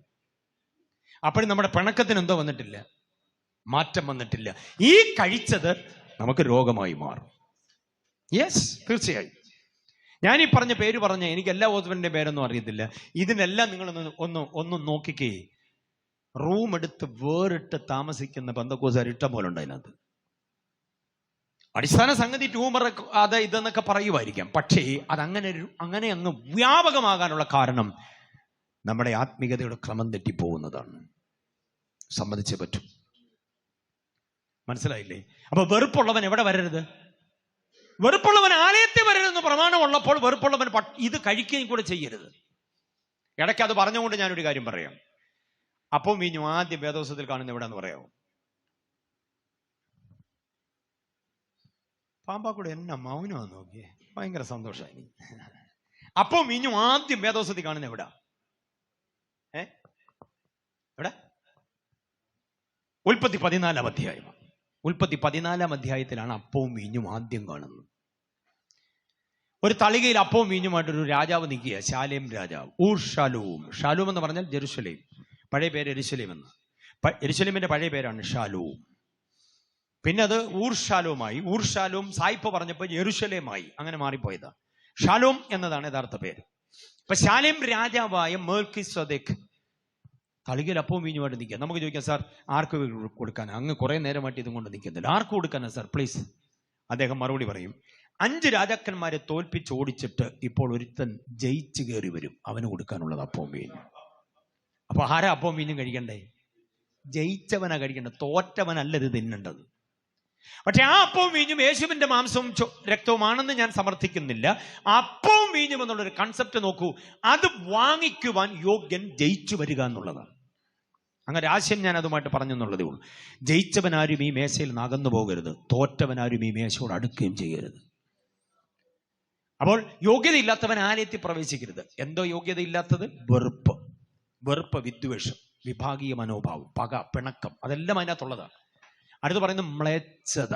മ്ലേച്ഛതയുള്ളവൻ ആലയത്തിൽ വരാൻ പാടില്ല. മ്ലേച്ഛതയ്ക്ക് 2 അർത്ഥമാണ് ഉള്ളത്. എന്താ മ്ലേച്ഛതയുടെ 2 അർത്ഥം? ഒന്നാമത്തെ അർത്ഥം എന്ന് പറയുന്നത് അന്യദൈവാരാധന. നമ്മളാരും അതിനകത്ത് പിടിക്കപ്പെടത്തില്ല. ഈ ആലയത്തിലേക്ക് വരുന്ന വഴിക്ക് അപ്പുറത്ത് അമ്മയും കുഞ്ഞും കണ്ടു, അവർക്കൊരു നേർച്ചയിട്ട് സ്വോത്രം ഞങ്ങൾക്ക് വേണ്ടി അപേക്ഷിക്കണമെന്ന് പ്രാർത്ഥിച്ചിട്ട് ഇങ്ങോട്ട് വന്നെങ്കിൽ അതാ മ്ലേച്ഛത. അപ്പുറത്ത് പുണ്യവാളനെ കണ്ടു, പുണ്യവാളനോടും ഞങ്ങൾക്ക് വേണ്ടി അപേക്ഷിക്കണമെന്ന് പറഞ്ഞു, അവിടെയും 10 രൂപ സ്വോത്രാഴ്ച ഇട്ടു. അങ്ങനെ അവിടെ ഇവിടെ എല്ലാം ഇട്ടതിന്റെ ബാക്കി സ്വോത്രാഴ്ചയാണ് ഇവിടെ കൊണ്ടിടുന്നതെങ്കിൽ അതിനെന്തോ വിളിക്കാം? മ്ലേച്ഛത, ആത്മിക വ്യഭിചാരം എന്നാണ് പറയുക. ഉദ്ദിഷ്ട കാര്യങ്ങളുടെ നിർവഹണത്തിന് വേണ്ടി പല ശക്തികളെ, സങ്കല്പമൂർത്തികളെ, ആവാഹന ശക്തികളെ, വിവിധ തരം ദൈവങ്ങളെ, ദേവതമാരെ പ്രണയിക്കുന്ന യാഗയോഗ കർമ്മകാണ്ഡങ്ങളിലൂടെ മുൻപോട്ട് കൊണ്ടുപോവുകയും ഒടുവിൽ ഇതിനിടയ്ക്ക് യേശുവിനെ ആരാധിക്കുകയും ചെയ്യുന്ന സഭയുമായി ബന്ധം പുലർത്തുന്ന രീതിക്ക് എന്താ വിളിക്കാം? മ്ലേച്ഛത. ഒന്നാമത്തെ അർത്ഥം. വേദോസം മ്ലേച്ഛതയ്ക്ക് കൊടുക്കുന്ന 2ാമത്തെ അർത്ഥം കുത്തഴിഞ്ഞ ലൈംഗികതയാണ്, നിയമവിരുദ്ധ ലൈംഗികത. ചെറുപ്പക്കാർ ശ്രദ്ധിച്ചോളൂ. ശരീരം നിയമവിരുദ്ധ ലൈംഗികതയ്ക്ക് വിട്ടുകൊടുത്താൽ അതിനെയാണ് മ്ലേച്ഛത എന്ന് പറയുക. അങ്ങനെ മ്ലേച്ഛതയിൽ പ്രവർത്തിക്കുന്ന പെട്ടുപോയ ഒരു വ്യക്തി എവിടെ കയറി കൂടാ? ആലയത്തിൽ വരാൻ പാടില്ല. ആലയത്തിൽ വരാൻ പാടില്ല. ഈ ഡിജിറ്റൽ ഏജിൽ, ഇത് ഡിജിറ്റൽ ഏജാണ്. ഡിജിറ്റൽ ഏജിൽ ലൈംഗിക പാപത്തിന് വേറൊരു വേർഷനും കൂടെ ഉണ്ട്, അത് മറന്നു പോകരുത്. ശരീരങ്ങളുടെ സംയോജനം മാത്രമല്ല ലൈംഗികത ഡിജിറ്റൽ ഏജിൽ. പിന്നെന്താണെന്നറിയാമോ? വാട്സപ്പിലോ യൂട്യൂബിലോ ഫേസ്ബുക്കിലോ മറ്റാരെങ്കിലുമായിട്ട് ചാറ്റ് ചെയ്യുമ്പോൾ അതിനകത്ത് ലൈംഗിക ചുവയുണ്ട് എങ്കിൽ അതും ലൈംഗിക പാപമാണ്. പറഞ്ഞ മനസ്സിലായില്ലേ? കൂടുതൽ ബന്ധങ്ങൾ അങ്ങനെ വന്നു കഴിയുമ്പോൾ ആദ്യം good morning, good night, good evening ഒക്കെ അടിച്ചാണ് തുടങ്ങുന്നത്. അത് കഴിഞ്ഞ് പിന്നെ ഇതങ്ങ് മഹാസാഹിത്യമായി, മസാല ചേർന്ന സാഹിത്യമായെങ്കിൽ അത് ലൈംഗിക പാപമാണ്. അങ്ങനെ പരിഗണിക്കപ്പെടേണ്ടി വരും. അതുകൊണ്ട് അങ്ങനെയുള്ളവരാരും എവിടെ വരാൻ പാടില്ല? അവിടെ ആലയത്തിൽ വരാൻ പാടില്ല. അതാണ് മ്ലേച്ഛത. നിന്റെ വെറുപ്പുകളാലും നിന്റെ മ്ലേച്ഛതയാലും നീ എന്റെ വിശുദ്ധ മന്ദിരത്തെ എന്തോ ചെയ്തു? അശുദ്ധമാക്കി. സത്യം പറഞ്ഞാൽ പല മൊബൈൽ ഫോൺ പോലും യഹോവയുടെ ആലയത്തിൽ കൊണ്ടുവരരുത്. വേദോസം ഉണ്ടെന്നും പറഞ്ഞാൽ നമ്മൾ ഇതും എടുത്തുകൊണ്ട് വരുന്നത്. വേദോസത്തിനേക്കാൾ വേറെ എന്തൊക്കെയോ സാധനം ഇതിനകത്ത് ഏടാകൂടങ്ങളുണ്ട്. ഇത് രണ്ടും കൂടെ എന്തോ ചെയ്യാൻ പറ്റത്തില്ലാത്ത ഒരു സാഹചര്യം, ചേർത്ത് വയ്ക്കാൻ പറ്റില്ല. അതാണ്. അല്ല, ഇത്രയും നേരം ഞാൻ വിവരിച്ചുകൊണ്ട് നിന്നത് ആ വാക്യം കണ്ടുപിടിക്കാനുള്ള സമയം തരുമായിരുന്നു. അത് കിട്ടിയോ ആർക്കെങ്കിലും? ആലയത്തിന്റെ പ്രവേശന വ്യവസ്ഥ, ആലയത്തിൽ ആര് പ്രവേശിക്കണമെന്നുള്ളതിന് ഒരു പ്രവേശന വ്യവസ്ഥ തരികയായിരുന്നു. വെറുപ്പുള്ളവൻ, മ്ലേച്ഛതയുള്ളവൻ എവിടെ വരാൻ പാടില്ല? ആലയത്തിൽ വരാൻ പാടില്ല. Price the Lord. ഇത് നിങ്ങളുടെ സ്ഥല SI ഇങ്ങനൊന്നും പറയത്തില്ല. അങ്ങനെ പറഞ്ഞു കഴിഞ്ഞാൽ പിന്നെ അടുത്ത ആഴ്ച മുതൽ പല അച്ചായന്മാരും ആന്റിമാരും ഒന്നും കാണത്തില്ല സഭയിൽ. അതുകൊണ്ട് ഇത് അറിയാമെങ്കിലും പറയാതിരിക്കുകയാണ്. അപ്പൊ എല്ലാവരും കൂടെ ഒരുമിച്ച് കിട്ടിയപ്പോൾ ഞാൻ അങ്ങ് പറയും, വരുന്ന SIമാർക്ക് ഇതൊക്കെ പറയാൻ പറ്റത്തുള്ളൂ, സ്ഥല SI ഇത് പറയത്തില്ല. ഓക്കെ, അപ്പൊ ശ്രദ്ധിച്ചോ, വാക്യം വേറെ എങ്ങുമല്ല. യെഹെസ്കേൽ പ്രവചനം 5-ാം അധ്യായം 11-ാമത് വാക്യം. യെഹെസ്കേൽ 5:11. വാക്യം എടുത്തവരൊന്ന് വായിച്ച്. അതൊന്നുമല്ല. അതുകൊണ്ട് യഹോവയായ കർത്താവ് അരുളി ചെയ്യുന്നു, നിന്റെ എല്ലാ വെറുപ്പുകളാലും സകല മ്ലേച്ഛതകളാലും എന്റെ വിശുദ്ധ മന്ദിരത്തെ നീ അശുദ്ധമാക്കിയത് കൊണ്ട് എന്നാണ് ഞാനും നിന്നെ ആദരിയാതെ എന്റെ കടാക്ഷം നിങ്കിൽ നിന്ന് മാറ്റിക്കളയും, ഞാൻ കരുണ കാണിക്കയില്ല. 3 കാര്യമാണ്. ആദരിക്കയില്ല, കരുണ കാണിക്കയില്ല, കടാക്ഷം നീക്കിക്കളയും. എന്ത് ചെയ്താൽ? നീ ആലയത്തിൽ ഉദാസീനമായി വന്നാൽ. ഇപ്പൊ ശരീരത്തിന്റെ കാര്യം പറഞ്ഞപ്പോഴേ, ശരീരത്തിന്റെ സുതാര്യത പറഞ്ഞപ്പോഴേ, ഈ ശരീരം ആലയത്തിലേക്കുള്ളതാണെങ്കിൽ സുതാര്യമായി ഇതിനെ കാക്കണം. ദോഷമുണ്ടാകരുത്, തിന്മയുണ്ടാകരുത്. യെഹെസ്കേൽ 5:11 ഭാഷ്യമാണ് യേശു പറയുന്നത്, നിന്റെ സഹോദരൻ നിന്റെ നേരെ വല്ലതുമുണ്ടെന്ന് നിനക്ക് തോന്നിയാൽ നീ യാഗവസ്തു അവിടെ വെച്ചിട്ട് ആദ്യം അവനോട് എന്തോ ചെയ്യണം? നിരക്കണം. അവനുമായിട്ടുള്ള വിരോധത്തോടെ നീ ആലയത്തിൽ പ്രവേശിച്ച് യാഗം നടത്താൻ വരരുത്. യാഗവസ്തു മാറ്റി വെച്ചിട്ട് അവനോട് ചെന്ന് നിരന്നിട്ട് വേണം വരാൻ. ഞായറാഴ്ച രാവിലെയും കൂടെ വഴക്കുണ്ടാക്കിയിട്ട് ആരാധനയ്ക്ക് വരുന്ന പുള്ളികളുണ്ട്. ആരാധനാലയത്തിലേക്ക് ഞായറാഴ്ചയോ വെള്ളിയാഴ്ചയോ കയറി വരാൻ നേരമാകുന്ന നേരത്തും വഴക്കുണ്ടാക്കിയിട്ട് വരുന്ന പുള്ളികളുണ്ട്. അതാ എൻ്റെ വസ്തുത. അത് പാടില്ല. പള്ളിപ്പോൾ നേരമായില്ലേ, ഞാനിപ്പോൾ പറയാതെ ഞാൻ പോയിട്ട് വരട്ടെന്ന. ഞാൻ പോയിട്ട് വരട്ടെ എന്ന് പറഞ്ഞാൽ എൻ്റെ അർത്ഥം എന്താ? എപ്പിസോഡ് ഇവിടെ തീരുന്നില്ല, ഉച്ചയ്ക്ക് ശേഷം തുടരുന്നതായിരിക്കും എന്നാ. വഴക്കുണ്ടാക്കിയിട്ടാണ് വരുന്നത്, പിണങ്ങിയാ വരുന്നത്. അപ്പൊ അങ്ങനെ പിണക്കമുള്ളവരാരും എവിടെ വരാൻ പാടില്ല. അതാണ് കാര്യം. സ്തോത്രം. അപ്പോൾ സുതാര്യതയിൽ ഒന്നാമത്തേത് എന്ന് പറയുന്നത് ശരീരത്തിന്റെ സുതാര്യതയാണ്. ബോധ്യമായവർ കർത്താവിനെ സ്തുതിച്ചേ. നമ്മുടെ ശരീരത്തിന് വേണ്ടി കർത്താവ് പണമല്ലെന്ന് മുടക്കിയത്, തന്റെ പ്രാണന മുടക്കിയത്. പാപം വികൃതമാക്കിയ, പാപം വികലമാക്കി മാറ്റിയ നമ്മുടെ ഈ ശരീര വ്യവസ്ഥിതിയെ ദൈവോന്മുഖമാക്കി മാറ്റാൻ ദൈവം തന്റെ പുത്രനെയാണ് ഇൻവെസ്റ്റ് ചെയ്തത്. അതുകൊണ്ട് നാം നമ്മുടെ ശരീരത്തെ സുതാര്യമായി കാത്തേ പറ്റൂ. ആലയത്തിൽ കൊണ്ടുകയറുന്ന ഈ ശരീരം വിശുദ്ധമാകണം, യാതൊരു ദോഷവും ഇല്ലാത്തതാകണം. അതാണ് അതിന്റെ വസ്തുത. ഭാര്യാഭർത്തൃ ബന്ധത്തിന്റെ കടപ്പാടുകളുടെ കാര്യമൊന്നും ഇവിടെ പ്രസ്താവ്യമല്ല. ഭാര്യ ഭർത്താവിനും ഭർത്താവ് ഭാര്യയ്ക്കുമുള്ള കടപ്പാടുകൾ കൃത്യതയോടെ ചെയ്യണം. അവർക്ക് ആമോദിക്കാം, ആനന്ദിക്കാം, സന്തോഷിക്കാം, കുഴപ്പമില്ല. പക്ഷെ അവിഹിതം ഒരു കാരണവശാലും ദൈവം വെച്ച് പൊറുപ്പിക്കത്തില്ല. അങ്ങനെ ഒരാൾ ആലയത്തിൽ പ്രവേശിച്ചാൽ അവൻ നിമിത്തം ആലയം നാശമാകുന്നു. അതിന്റെ സമാധാനം അവൻ അല്ലെങ്കിൽ അവൾ ബോധിപ്പിക്കണം. അത് മറന്നു പോകാതിരിക്കും. അപ്പൊ നമ്മുടെ ശരീരം സുതാര്യമാകണം. അതാണ് ആത്മീയതയുടെ ഒന്നാമത്തെ ലക്ഷണം. ബോധ്യമായോ ഞാൻ പറഞ്ഞേ? രണ്ടാമത്തേത് ബന്ധങ്ങളിലെ സുതാര്യതയാണ്. ബന്ധങ്ങളിലെ സുതാര്യത. നമ്മുടെ ബന്ധങ്ങൾ, ആകെയുള്ള ബന്ധങ്ങളൊന്ന് നോക്കിക്കേ. ആ ബന്ധങ്ങളെല്ലാം എങ്ങനെയുള്ളതാകണം? സുതാര്യമാകണം. ആരുമായിട്ടൊക്കെയാണ് നമുക്ക് ബന്ധങ്ങൾ? സ്നേഹബന്ധങ്ങൾ, രക്തബന്ധങ്ങൾ, ഇഴയടുപ്പം ഉള്ളത്, അല്പം അകലമുള്ളതൊക്കെ ഉണ്ട്. ഒത്തിരി ബന്ധങ്ങളുണ്ട് നമുക്ക്. ആ ബന്ധങ്ങളെല്ലാം എങ്ങനെയുള്ളതാകണം? സുതാര്യമാകണം. അതാണ്. ആരോടും കിറുകിറുപ്പില്ല, ആരോടും വിവേചനമില്ല, ആരോടും വിഭാഗികതയില്ല, എല്ലാവരോടും ഹാപ്പി ആയിട്ടുള്ള ഒരു മനോഭാവം. ബന്ധങ്ങളെ കുറിച്ച് ചിന്തിച്ചു നോക്കി. മാതാപിതാക്കളോടുള്ള ബന്ധം എങ്ങനെയുണ്ട്? മക്കളോടുള്ള ബന്ധം എങ്ങനെയുണ്ട്? ദമ്പതികൾ പരസ്പരമുള്ള ബന്ധങ്ങൾ എങ്ങനെയുണ്ട്? സുഖമാണോ? സന്തോഷമാണോ? ആത്മാർത്ഥതയാണോ? ഒരു നേരം കണ്ടില്ലെങ്കിൽ മനസ്സിനൊരു തിക്കുമുട്ടൽ ഉണ്ടാവുമോ? എന്നാ വരുന്നേ? ഞാൻ 2 ദിവസം കഴിഞ്ഞേ വരൂ. സന്തോഷം, സ്വതന്ത്രം. അതാണോ മനുഷ്യൻ 2 ദിവസവും എനിക്ക് പറ്റത്തില്ല, ഇന്ന് വൈകിട്ട് ഇവിടെ എത്തിയേക്കണം, അങ്ങനെ പറയുന്നൊരു കാലം ഉണ്ടായിരുന്നില്ലേ? അങ്ങനെ പറയുന്നൊരു കാലം ഉണ്ടായിരുന്നു. ഇപ്പൊ ഒരാഴ്ച കഴിഞ്ഞാലും കുഴപ്പമില്ല, ആയിക്കോട്ടെ, പിള്ളേരൊക്കെ ഉണ്ടല്ലോ, ഞാനിവിടെ സഹിച്ചോളാം എന്ന് പറഞ്ഞാൽ ബന്ധങ്ങളിൽ എന്തോ അസ്ഥിരതയായിപ്പോയി. അതാണ് കാര്യം. പണ്ട് വാതിൽപ്പടിയിൽ ഇരിക്കുകയായിരുന്നു. 1 മണിക്കേ വരുമെന്നറിയാം, എന്നാലും 11:45 മുതൽ വാതിൽപ്പടിയിലുണ്ട്. ഇപ്പൊ വരും. അല്ല അച്ഛാ 1 മണിക്കല്ല, ആയിക്കോട്ടെ 1 മണിക്കേ വരുവുള്ളൂ, എന്നാലും ചിലപ്പോൾ നേരത്തെ വന്നാലോ. അതായിരുന്നു ആ ബന്ധങ്ങളിലെ സുതാര്യത. അങ്ങനെയായിരുന്നു. അതാണ് അതിന്റെ വസ്തുത. അപ്പൊ നമ്മുടെ ആ ബന്ധങ്ങളെ ഒന്ന് നോക്കിക്കാം. മക്കളുമായിട്ടുള്ള ബന്ധം എങ്ങനെയുണ്ട്? കൊച്ചുമക്കളുമായിട്ടുള്ള ബന്ധം എങ്ങനെയുണ്ട്? എല്ലാ മക്കളുമായിട്ടുള്ള ബന്ധം എങ്ങനെയുണ്ട്? മക്കൾ എത്ര പേരുണ്ട്? 4 പേരുണ്ട്. 4 പേരോടും സുതാര്യമായൊരു ബന്ധമാണോ? മൂത്ത മോനോടൊരു സ്നേഹം, ഇളയ മോനോട് വേറൊരു സ്നേഹം, മൂന്നാമത്തവനോട് വേറൊരു സ്നേഹം. അതിനേക്കാൾ എനിക്ക് സങ്കടം തോന്നുന്നത് മൂത്ത മോന്റെ മക്കളോടൊരു സ്നേഹം, മോളുടെ മക്കളോട് വേറൊരു സ്നേഹം. അപ്പോഴും നമ്മൾ ആരാധനയിൽ എന്നെ പ്രകടനമാണെന്നറിയാമോ? മോടെ കുഞ്ഞുങ്ങളെ എടുത്ത് വെച്ച് കൊഞ്ചിക്കുന്നതും മോന്റെ കൊച്ചുങ്ങളെ എടുത്ത് വെച്ച് കൊഞ്ചിക്കുന്നതും തമ്മിൽ വ്യത്യാസമുണ്ടെന്ന്. ഇല്ലെന്നൊന്നും തലയാട്ടുണ്ട്. ഉണ്ട്. എവിടെല്ലാം ഉണ്ട്.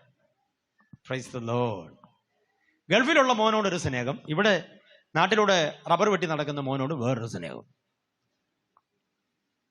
വരുന്നവരോടെല്ലാം പറയും അവൻ മിടുക്കനായിരുന്നു പാസേ, അവൻ പഠിച്ച് അങ്ങ് പോയി, കടൽ കടന്നു പോയി. ഇവനോ വന്ന ബുദ്ധി വന്നേണ്ട റബ്ബറും കുത്തി നടക്കുന്നു.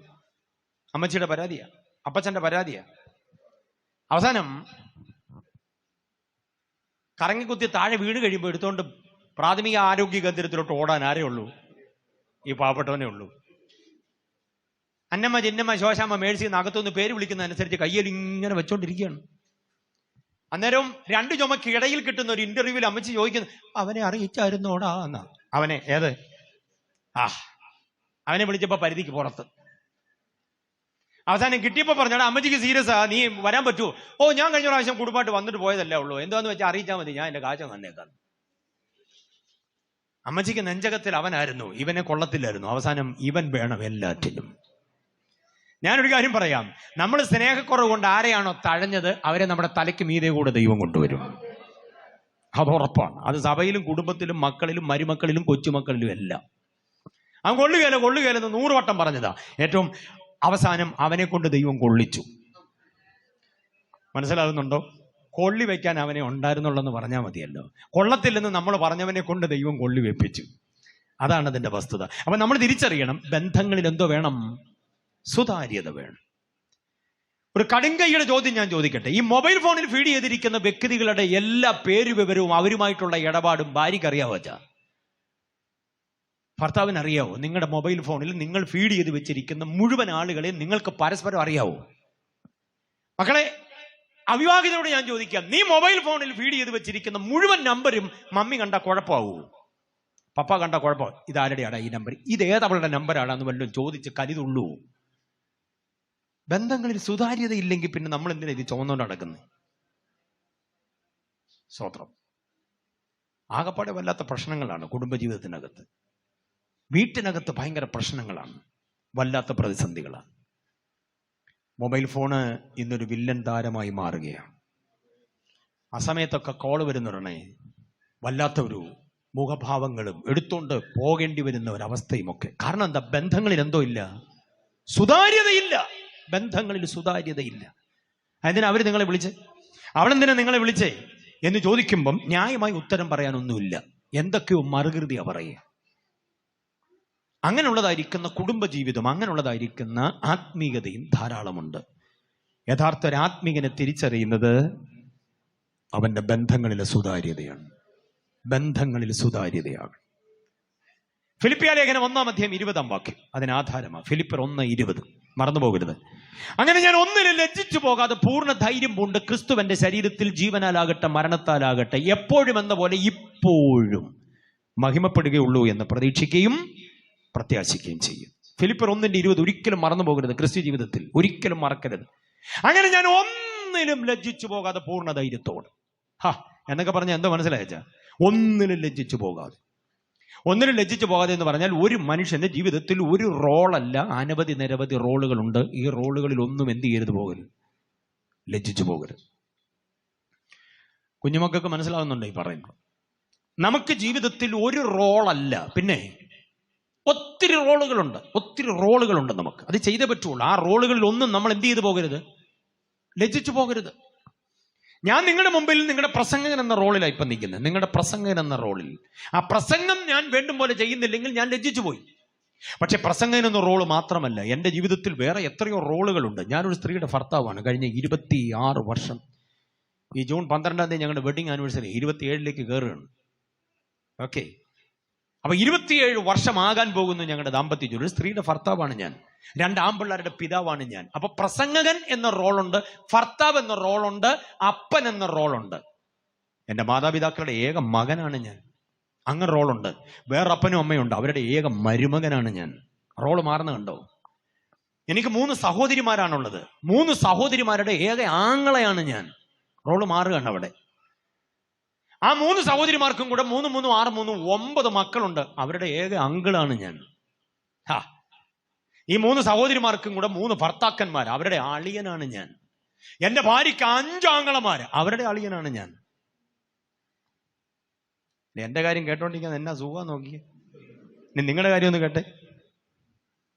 മമ്മി, താങ്കൾ മമ്മിയാണ്, കുറെ കുഞ്ഞുങ്ങളുടെ. അപ്പൊ തന്നെ ഒരു പുരുഷന്റെ ഭാര്യയാണ്. അപ്പൊ തന്നെ വേറൊപ്പന്റെ അമ്മയുടെയും മകളാണ്, വേറൊപ്പന്റെ അമ്മയുടെയും മരുമകളാണ്, വേറെ ആരുടെയും അനിയത്തിയ, വേറെ ആരുടെയും ചേട്ടത്തിയ, വേറെ ആരുടെയും നാത്തൂനാണ്, വേറെ ആരുടെയും ആന്റിയാണ്. കണ്ടോ റോള് മാറുന്നു. പുരുഷന്റെ കാര്യവും അത് തന്നെ. അപ്പനാണ്, അമ്മാവിയപ്പനാണ്, അനിയനാ, ഉപ്പാപ്പനാ, കൊച്ചപ്പനാ, മച്ചാനാ, മച്ചമ്പിയ, ചേട്ടനാ, അളിയനാ, ഇങ്ങനൊക്കെ ഒത്തിരി റോളുകളുണ്ട്. ഈ റോളുകളിൽ ഒന്നിലും ലജ്ജിച്ചു പോകാതെ. അതാണ് ആത്മീയതയുടെ സുതാര്യത എന്ന് പറയുന്നത്. ബന്ധങ്ങളുടെ സുതാര്യത അതാ. ഈ ഒറ്റ റോളിലും ലജ്ജിച്ചു പോകരുത്. ആങ്ങളെ എന്ന റോളിൽ ലജ്ജിച്ചു പോകരുത്, പെങ്ങളെന്ന റോളിൽ ലജ്ജിച്ചു പോകരുത്, അപ്പനെന്ന റോളിൽ ലജ്ജിച്ചു പോകരുത്, ഭർത്താവ് എന്ന റോളിൽ ലജ്ജിച്ചു പോകരുത്. ഉദാഹരണം ഞാൻ പറയാം. ഇങ്ങനെയൊക്കെ പറഞ്ഞാലും നിങ്ങൾക്ക് മനസ്സിലായില്ലെങ്കിൽ ഉദാഹരണം പറയാം. ഒരു മമ്മിയെ കുറിച്ച് അവരുടെ മക്കളോട് വിളിച്ചു ചോദിക്കണം. ഒരമ്മയുടെ മക്കളെ വിളിച്ചു ചോദിക്കണം, എങ്ങനെയുണ്ട് നിങ്ങളുടെ മമ്മി? അയ്യോ ഞങ്ങളുടെ മമ്മി തങ്കമ്മയാണ്, പൊന്നമ്മയാണ്. അല്ല ഏലിയാമ്മയെന്ന് പേരൊക്കെ അങ്ങനെ ആണെങ്കിലും ഞങ്ങളുടെ പൊന്നമ്മയാണ് ഞങ്ങളുടെ അമ്മ. ഓ പൊന്നമ്മ, തങ്കമ്മ. ഇതുപോലൊരു അമ്മയെ കിട്ടാൻ ഭാഗ്യം ജനിക്കണം. ഞങ്ങൾക്ക് ആ അമ്മയെ കിട്ടി. ഞങ്ങളുടെ അമ്മ എന്നെ സ്നേഹമാണെന്നറിയാം.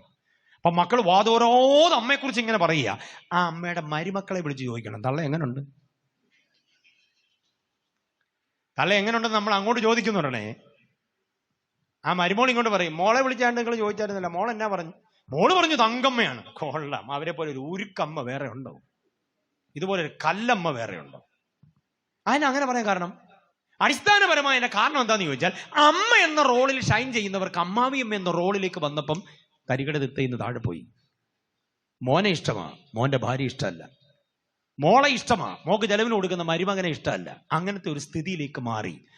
ഏത് കുടുംബത്തിൽ നോക്കിക്കോ, അമ്മാവിയമ്മ ഒരു വില്ലൻ കഥാപാത്രം തന്നെയാണ്, നാത്തൂൻ ഒരു വില്ലൻ. അനിയത്തി എന്ന റോളിൽ കൊള്ളാം, ചേട്ടത്തി എന്ന റോളിൽ കൊള്ളാം, നാത്തൂനായപ്പം സംഗതി വേറെ എന്തോ ആയി. അതാണ്. അപ്പൊ ബന്ധങ്ങളിൽ നമുക്ക് സുതാര്യതയില്ല. പക്ഷെ പൗലോസ് ഇവിടെ പറയുന്ന ഒരു ആറ്റം ബോംബ് സാധനമാ, ഞാൻ ഒന്നിലും ലജ്ജിച്ചു പോകാതെ.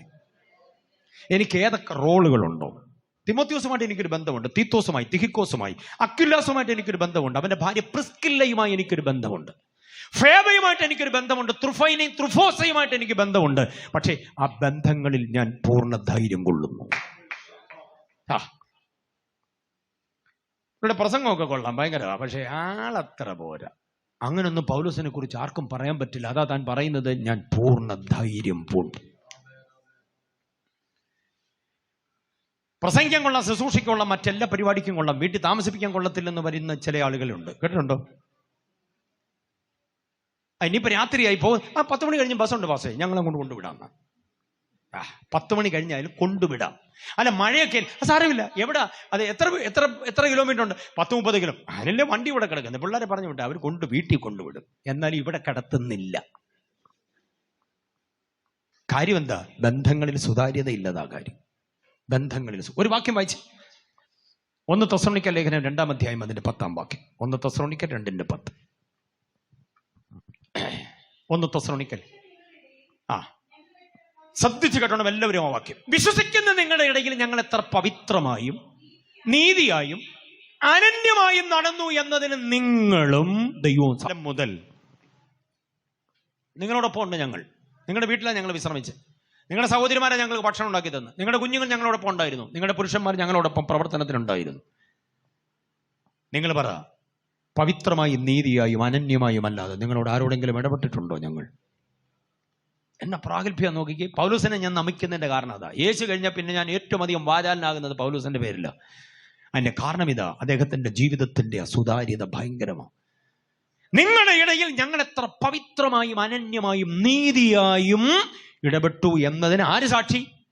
നിങ്ങൾ സാക്ഷിയാ. ഇനി നിങ്ങളെല്ലാവരും കൂടെ ഒരുമിച്ച് ഞങ്ങൾ സാക്ഷി അല്ലെന്ന് പറഞ്ഞ് മാറിയാലും എനിക്ക് തൻ്റെ ഇടമുണ്ട്. ദൈവം സാക്ഷിയാണ്. ഓ, ദൈവത്തെ സാക്ഷി നിർത്തിക്കൊണ്ട് തന്റെ ജീവിതത്തിന്റെ പരമാർത്ഥത വെളിപ്പെടുത്താൻ ആർക്കാ പറ്റുക? 2:5 വാക്യം വായിച്ച്. 1 തെസ്സലോനിക്കർ 2:5. നിങ്ങൾ അറിയും പോലെ ഒരിക്കലും മുഖസ്തുതിയുടെയോ ദ്രവ്യാഗ്രഹത്തിന്റെ ഉപായം പ്രയോഗിച്ചിട്ടില്ല എന്നതിന് ആര് സാക്ഷി? ദൈവം സാക്ഷിയാണ്. 5 നയാ പൈസ നിങ്ങളുടെ കയ്യിലുള്ളത് എന്റെ പോക്കറ്റിലേക്ക് വരാൻ ഞാൻ ഒരു ഉപായവും ചെയ്തിട്ടില്ല.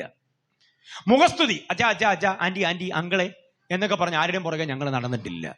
കാര്യം സാധിക്കാൻ വേണ്ടി ചുമ്മാ അച്ഛാ വിളിക്കുന്ന ആളുകളെ കണ്ടിട്ടുണ്ടോ? ആന്റി അങ്കിൾ എന്നൊക്കെ പറഞ്ഞ് വിളിക്കുന്ന ആളുകളെ കണ്ടിട്ടുണ്ടോ? കാര്യസാധ്യത്തിന് വേണ്ടി. പൗലോസ് പറയാം, ഞങ്ങൾ മുഖസ്തുതി പ്രയോഗിച്ചിട്ടില്ല എന്നതിന് ആരാ സാക്ഷി? ഇതാണ് ബന്ധങ്ങളിലെ സുതാര്യത. ബന്ധങ്ങളിൽ അപ്പൊ ഒന്നാമത് ഞാൻ പറഞ്ഞത് ശരീരത്തിന്റെ സുതാര്യത. രണ്ടാമത് എന്താ പറഞ്ഞേ? ബന്ധങ്ങളിലെ സുതാര്യത.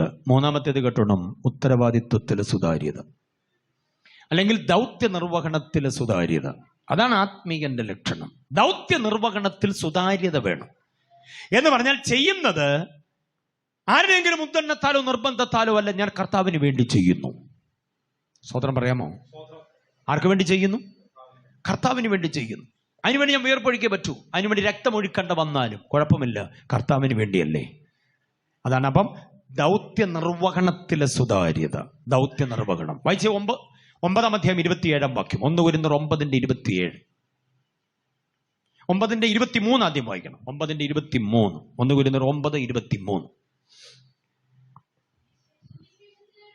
സുവിശേഷത്തിനൊരു പങ്കാളിയാകേണ്ടതിന് ഞാൻ സകലതും സുവിശേഷം നിമിത്തം ചെയ്യുന്നു. അപ്പൊ നമ്മൾ ചെയ്യേണ്ടത് ഏത് നിമിത്തം? സുവിശേഷം നിമിത്തം. ആരുടെയെങ്കിലും നിർബന്ധം നിമിത്തമല്ല, ഉദ്ദണ്ണം നിമിത്തമല്ല, സുവിശേഷത്തിന് നന്മയുണ്ടാകാൻ. എന്തോ ചെയ്യുന്നു എന്നായി പറയുന്നത്? 19-ാം വാക്യം വായിച്ച്. 9:19. കേവലം സ്വതന്ത്രനെങ്കിലും അധികം പേരെ നേടേണ്ടതിന് ഞാൻ എല്ലാവർക്കും ദാസനായി. അധികം പേരെ നേടാൻ വേണ്ടി ഞാൻ എല്ലാവർക്കും ദാസനായി. ലീഡറായെന്നല്ല, പിന്നെ ദാസനായി.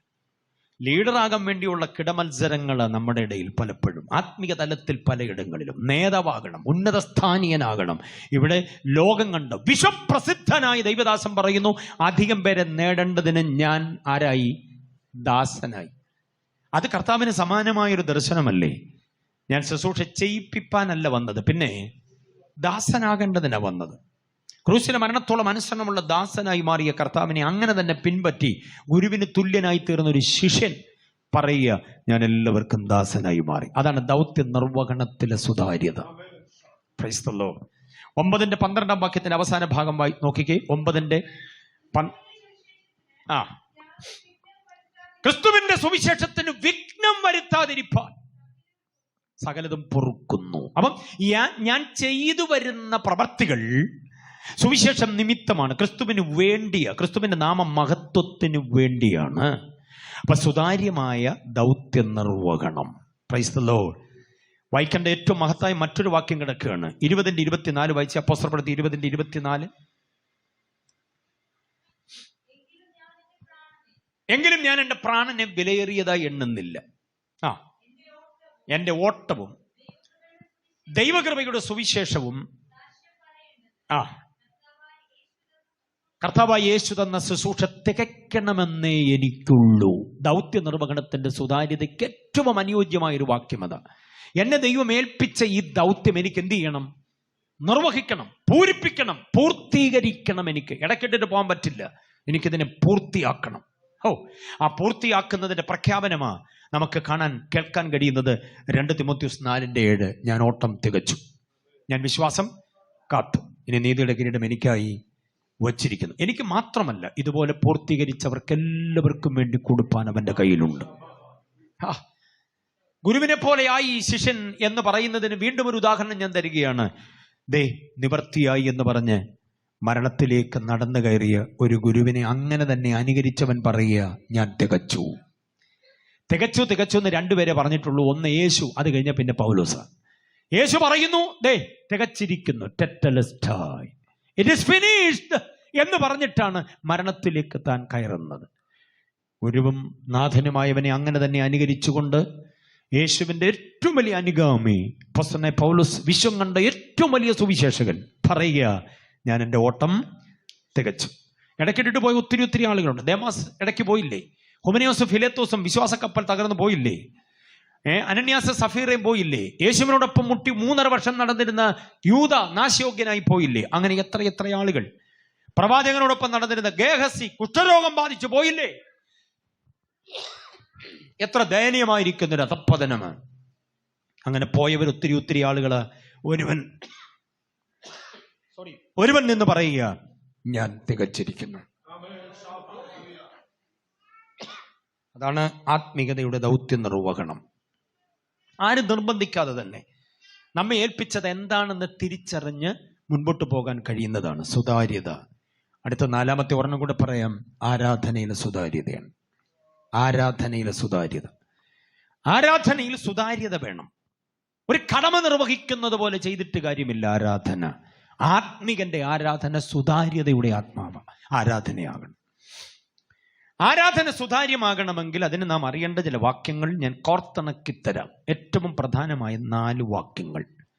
ഒരെണ്ണം ഞാൻ മുമ്പേ പറഞ്ഞല്ലോ, എഹെസ്കേൽ പ്രവചനം 5:11. ആരാധനാലയത്തിൽ വരേണ്ടത് എങ്ങനെയെന്ന വിചാരം അവിടെ തരുന്നുണ്ട്. അല്ലാതെ തന്നെ 4 വാക്യങ്ങൾ ഞാൻ തരാം. ആരാധന എന്ന് പറഞ്ഞാൽ ശബ്ദഘോഷ മുഖരിതമായ ഒരു അന്തരീക്ഷത്തിൽ ഉണ്ടാകുന്ന ഉന്മാദമല്ല. അറിയണം, ഈ കീബോർഡോ അല്ലെങ്കിൽ ഋതംപാടോ മറ്റെന്തെങ്കിലുമൊക്കെ ഉണ്ടെങ്കിൽ അത് ഉതിർത്തുവിടുന്ന നാദലഹരിയുടെ ഒരു അനുഭൂതിയല്ല ആരാധന. അതുണ്ടെങ്കിൽ കുഴപ്പമൊന്നുമില്ല, നടക്കട്ടെ, നല്ലത് തന്നെയാണ്. ആധുനിക ലോകത്തിൽ അതും കൂടെ വേണം എന്നുള്ളതൊരു ആവശ്യമാണ്. പക്ഷെ ഇതൊന്നുമില്ലെങ്കിലും ആരാധന വെളിപ്പെടണം. ഇതൊന്നുമില്ലെങ്കിലും ആരാധന വെളിപ്പെട്ടേ പറ്റൂ. അതിന് 2 വാക്യങ്ങൾ ഞാൻ തരാം. ആരാധന എന്താണെന്നറിയാൻ. റോമർ 1:10 വായിച്ചേ. അവന്റെ പുത്രനെ കുറിച്ചുള്ള സുവിശേഷ ഘോഷണത്തിൽ ഞാൻ എൻ്റെ ആത്മാവിൽ ആരാധിക്കുന്ന ദൈവം എനിക്ക് സാക്ഷി. റോമാലേഖനം 1:9-10 അങ്ങനെ വായിക്കുമ്പോഴേ അത് പൂർണ്ണമായിട്ട് കിട്ടത്തുള്ളൂ. ആ ആ ആ ആ എന്റെ പ്രാർത്ഥനയിൽ എപ്പോഴും യാചിക്കുന്നു എന്നുള്ളതിന് അവന്റെ പുത്രനെ കുറിച്ചുള്ള സുവിശേഷ ഘോഷണത്തിൽ ഞാൻ എൻ്റെ ആത്മാവിൽ. എൻ്റെ ആത്മാവെന്ന് ഉദ്ദേശിക്കുന്നത് എന്തിനെയാണ് ഉദ്ദേശിക്കുന്നത്? ദൈവത്തിന്റെ പരിശുദ്ധാത്മാവിനെയല്ല, നമ്മൾ മുമ്പേ ചിന്തിച്ച നമ്മുടെ ഉള്ളിലെ ആത്മാവിനെയാണ്. അപ്പൊ ഞാൻ എൻ്റെ ആത്മാവിലാ ദൈവത്തെ ആരാധിക്കുന്നത്. കണ്ടോ? അപ്പൊ ആരാധനയിൽ പ്രധാന പങ്കാളിത്തം ആര് വഹിക്കണം? നമ്മുടെ അന്തരാത്മാവ് വഹിച്ചേ പറ്റുള്ളൂ. ഞാൻ എൻ്റെ ആത്മാവിൽ ആരാധിക്കുന്നു. അപ്പോൾ എൻ്റെ ആത്മാവ് മാത്രം മതിയോ? പോരാ. ഫിലിപ്പിയർ 3:3 വാക്യം വായിച്ച്. ഫിലിപ്പിയർ 3:3. ദൈവദാസന്മാർ ഇടവകയെ പഠിപ്പിക്കണം. ആരാധന എന്ന് പറയുന്ന ഈ വാക്യങ്ങളുടെ കണക്ഷൻ ഇതിനെ സമഞ്ജസമായി സമ്മേളിപ്പിക്കണം. ഫിലിപ്പിയർ 3:3 നാമല്ലോ പരിച്ച് ദൈവത്തിന്റെ ആത്മാവ് കൊണ്ട് ആരാധിക്കണം. മതി, നമുക്ക് അത്രയും മതി. ഏത് ആത്മാവ് കൊണ്ട്? ആദ്യം പറഞ്ഞ റോമർ 1:10 ആത്മാവ് ഏതാ? നമ്മുടെ ആത്മാവ്, എൻ്റെ ആത്മാവ്. അപ്പൊ എൻ്റെ ആത്മാവും ദൈവാത്മാവും കൂടെ ഒരുമിച്ച് സമ്മേളിക്കുമ്പോഴാണ് ആരാധന വെളിപ്പെടുന്നത്. എൻ്റെ ആത്മാവിലേക്ക് ആര് വരണം? ദൈവാത്മാവ് വരണം. അപ്പൊ എൻ്റെ ആത്മാവും ദൈവാത്മാവും കൂടെ ഒരുമിച്ച് സമ്മേളിക്കണം. അതിന് കീബോർഡ് വേണമെന്നില്ല, അതിന് തമ്പേർ തല്ലണമെന്നില്ല, അതിനാരെങ്കിലും കൂട്ടത്തല്ലുണ്ടാക്കണമെന്നൊന്നുമില്ല, ആർക്കും കൈയടിക്കാൻ പോലും ഇല്ല. നമ്മൾ ഒറ്റയ്ക്കേ ഉള്ളൂ. പാടിയ പാട്ടിന്റെ ശീലം ഏറ്റുപാടാൻ ആരുമില്ലെങ്കിലും നമുക്ക് ആരാധിക്കാൻ പറ്റും. അതിന്റെ കാരണം എൻ്റെ ആത്മാവിലേക്ക് ദൈവാത്മാവ് വന്നാൽ മതി, ആരാധന വെളിപ്പെടും. അങ്ങനെ അനുഭവിക്കുന്ന എത്ര പേരുണ്ട്? ജോലിയെല്ലാം ഒന്ന് ഒതുക്കി വെച്ചിട്ട് മുറിയിൽ ഒരു മൂലക്കോട്ട് ഒരു പായെടുത്തിട്ടിട്ട് അതിലോട്ട് മുഴങ്കാലും മടക്കിയിട്ട് സ്തോത്രം സ്തോത്രം പറഞ്ഞു തുടങ്ങുമ്പോഴേ കണ്ണ് നനയും. പിന്നീട് ഭാഷ മാറും, അന്യഭാഷയിലേക്ക് അത് മാറും. ദൈവം ഇറങ്ങി വരുന്നൊരു ഒരു സാമീപ്യം നമുക്ക് അനുഭവിക്കാൻ കഴിയും. ആ മുറിക്കകത്തൊരു വലിയ ആത്മസാന്നിധ്യം, വേറെ ഒന്നും നമ്മൾ അറിയുന്നില്ല. ഒരു ലോകത്തിലേക്ക് നമ്മൾ വേർതിരിയുന്നൊരു അനുഭവം ഉണ്ടാകാറുണ്ടോ? Praise the Lord. ഒരു വർഷിപ്പ് ലീഡർ നിന്ന് പറയുന്ന വായ്ത്താരി കേട്ട് ആരാധിച്ച് നമ്മളങ്ങ് ശീലിച്ചു പോയി. അദ്ദേഹം ഉതിർത്തുവിടുന്ന നാദധാരയുടെ മേമ്പടിയും അകമ്പടിയും ആരാധനയ്ക്ക് കൂടിയ തീരുവെന്നൊരു സ്ഥിതിയിലേക്ക് നമ്മൾ മാറി. ഇതൊന്നുമില്ലാതെ ദൈവത്തെ ആരാധിക്കുന്ന ഒരു ആരാധന എങ്ങനെയാ വെളിപ്പെടുക? എൻ്റെ ആത്മാവിലേക്ക് ദൈവാത്മാവ് വ്യാപരിക്കുമ്പോൾ ഉണ്ടാകുന്ന ഒരു ആത്മീയ അനുഭൂതിയാണത്. പക്ഷെ വേറൊരു കാര്യമാണ്, ശ്രദ്ധിച്ചോണം. എൻ്റെ ആത്മാവ് ഇരിക്കുന്ന എവിടാന്നറിയാം? ഞാൻ മുമ്പേ പറഞ്ഞു, എൻ്റെ ആത്മാവ് എൻ്റെ ശരീരത്തിലാണ്, അല്ലേ? അപ്പൊ എൻ്റെ ശരീരത്തിൽ വസിക്കുന്ന ആത്മാവിലേക്ക് ദൈവാത്മാവ് വരണമെങ്കിൽ എൻ്റെ ശരീരം റോമർ 12:1 വരണം. റോമർ 12:1 എന്തോ പറയുന്നത്? നിങ്ങളുടെ ശരീരങ്ങളെ ജീവനും വിശുദ്ധിയും ദൈവത്തിന്. അപ്പൊ ശരീരം വിശുദ്ധമായാൽ മാത്രമേ ഇതിനകത്ത് വസിക്കുന്ന ആത്മാവിലേക്ക് ദൈവാത്മാവ് വരൂ. മനസ്സിലാകുന്നുണ്ടോ? അപ്പൊ റോമർ 1:10 അധികം ഫിലിപ്പിയർ 3:3 അധികം റോമർ 12:1. കണ്ടോ? വാക്യങ്ങളുടെ കണക്ഷൻ മനസ്സിലാകുന്നുണ്ടോ? ഇതെല്ലാം കൂടി ഇങ്ങനെ കണക്ട് ആയെങ്കിലേ എന്തോ വെളിപ്പെടത്തുള്ളൂ, ആരാധന വെളിപ്പെടും. അതാണ് ആരാധനയിലെ ആത്മീയത. ഈ 3 വാക്യം മാത്രം പോരാ, 4ാമതൊരു വാക്യം കൂടെ വേണം. 2 തിമോത്തിയോസ് 1:4 വാക്യം. 2 തിമോത്തിയോസ് 1:4. ഞാൻ പൂർവന്മാരുടെ ദൃഷ്ടാന്തം അനുസരിച്ച് നിർമ്മല മനസാക്ഷിയോടെ ആരാധിക്കുന്ന എൻ്റെ ദൈവം. അപ്പൊ ആരാധിക്കുന്നവൻ എന്തോ വേണം? നിർമ്മല മനസാക്ഷി വേണം, കുറ്റമില്ലാത്ത മനസാക്ഷി, നിർമ്മല മനസാക്ഷിയോടെ ആരാധിക്കും.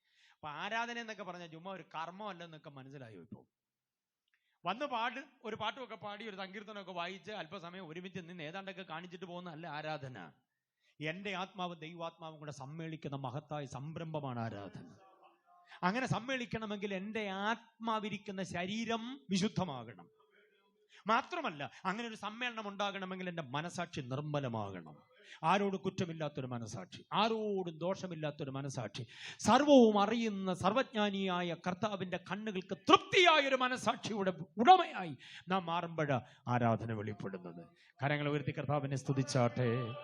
Price the Lord, hallelujah. അപ്പം ഈ 4 കാര്യങ്ങളിലെ സുതാര്യതയാണ് എന്തോ തെളിയിക്കുന്നത്? നമ്മൾ ആത്മീയനാണെന്ന് തെളിയിക്കുന്നത്. ഏതൊക്കെ കാര്യത്തിലാണ്? 4 കാര്യത്തിലെ സുതാര്യത എന്ന് പറഞ്ഞാൽ ഏതൊക്കെ കാര്യത്തില്? ശരീരത്തിന്റെ സുതാര്യത, ബന്ധങ്ങളിലെ സുതാര്യത, ഉത്തരവാദിത്വങ്ങളിലെ നിർവഹണത്തിലെ സുതാര്യത, ആരാധനയിലെ സുതാര്യത. ഈ 4 സുതാര്യതകളെ നമുക്ക് ക്രിസ്റ്റൽ ക്ലിയറായി, ട്രാൻസ്പെറൻ്റായി നമുക്ക് സൂക്ഷിക്കാൻ കഴിഞ്ഞാൽ അതിൻ്റെ അർത്ഥം, അതിൻ്റെ ലക്ഷണം നമ്മൾ ആത്മീയരാണെന്നുള്ളതാണ്. ഏതെങ്കിലും ഒരു ബന്ധം ഇടയ്ക്കൂടെ കയറി വരുന്നുണ്ട് എങ്കിൽ, ക്രോസായി വരുന്നെങ്കിൽ, ഏതെങ്കിലും ഒരു ബന്ധം സാധാരണ ബന്ധത്തിന് വിഘാതമായി വരുന്നുണ്ട് എങ്കിൽ നമ്മൾ ആത്മീയരല്ലെന്ന് നാളെ തെളിഞ്ഞു വരും. അത് വരാതിരിക്കാൻ ആരോടൊക്കെ നമുക്ക് ബന്ധമുണ്ടോ അതൊക്കെ സുതാര്യമാകണം. അവിഹിതമായ ഒരേർപ്പാടുമില്ലാത്ത, സിസ്റ്റർ എന്ന് വിളിക്കുന്നെങ്കിൽ സിസ്റ്റർ തന്നെ ആയിരിക്കണം, ബ്രദർ എന്ന് പറഞ്ഞാൽ ബ്രദർ തന്നെ ആയിരിക്കണം. അതിനിടയ്ക്ക് വേറെ യാതൊരു ഇടപാടുമില്ലാത്ത സുതാര്യതയുടെ അനുഭവം സൂക്ഷിക്കാൻ കഴിയും. യേശുവിനെ കുറിച്ച് പല ദോഷങ്ങൾ ആളുകൾ പറയുമ്പോൾ ഞാൻ അത്ഭുതപ്പെട്ടു പോയിട്ടുള്ളൊരു ചരിത്രം. ഇവൻ ആലയം പണിതിട്ട് 3 ദിവസം കൊണ്ട് പണി, 40 സംവത്സരം കൊണ്ട് നമ്മൾ പണിത ആലയത്തെ 3 ദിവസം കൊണ്ട് പണിയുമെന്ന് പറഞ്ഞു. ഇവൻ രാജാവാണെന്ന് പറഞ്ഞു. അങ്ങനെ ഇങ്ങനെയൊക്കെ ആളുകൾ പലതും പറയുന്നുണ്ട്. പക്ഷേ യേശുവിൻ്റെ പേരിൽ ധാർമ്മികമായ ഒരു ആക്ഷേപം ആരും പറയുന്നില്ല. അത് ശ്രദ്ധിച്ചിട്ടുണ്ടോ നിങ്ങൾ? സുവിശേഷ ഗ്രന്ഥങ്ങളിലൂടെ യേശുവിൻ്റെ കൂടെ നടന്ന സ്ത്രീകളെയൊക്കെ പഠിച്ചിട്ടുണ്ടോ? ചരിത്ര ഗ്രന്ഥങ്ങൾ പഠിക്കണം. ഈ മഗ്ദല മറിയം എന്നൊക്കെ പറഞ്ഞ സ്ത്രീ സൗന്ദര്യത്തിന്റെ അവസാന വാക്കാണ്. മഗ്ദല മറിയത്തിന് പകരം വയ്ക്കാൻ വേറൊരു സ്ത്രീ സൗന്ദര്യമില്ല. അതേപോലെ സ്ത്രീ സൗന്ദര്യമുള്ള വ്യക്തികളാണ് യേശുവിനോടൊപ്പം നടന്നിരുന്നത്. പക്ഷേ ഈ സ്ത്രീകളുമായിട്ടൊരു അവിഹിത ബന്ധം എന്ന് പറഞ്ഞൊരു ഇടപാട് യേശുവിനെ കുറിച്ച് ഒരു പരീശനും പറയുന്നില്ല. കാരണം അവർക്കറിയാം ഈ ബന്ധം സുതാര്യതയുടെ ബന്ധമാണ്. അതാണ് അതിന്റെ സംഗതി.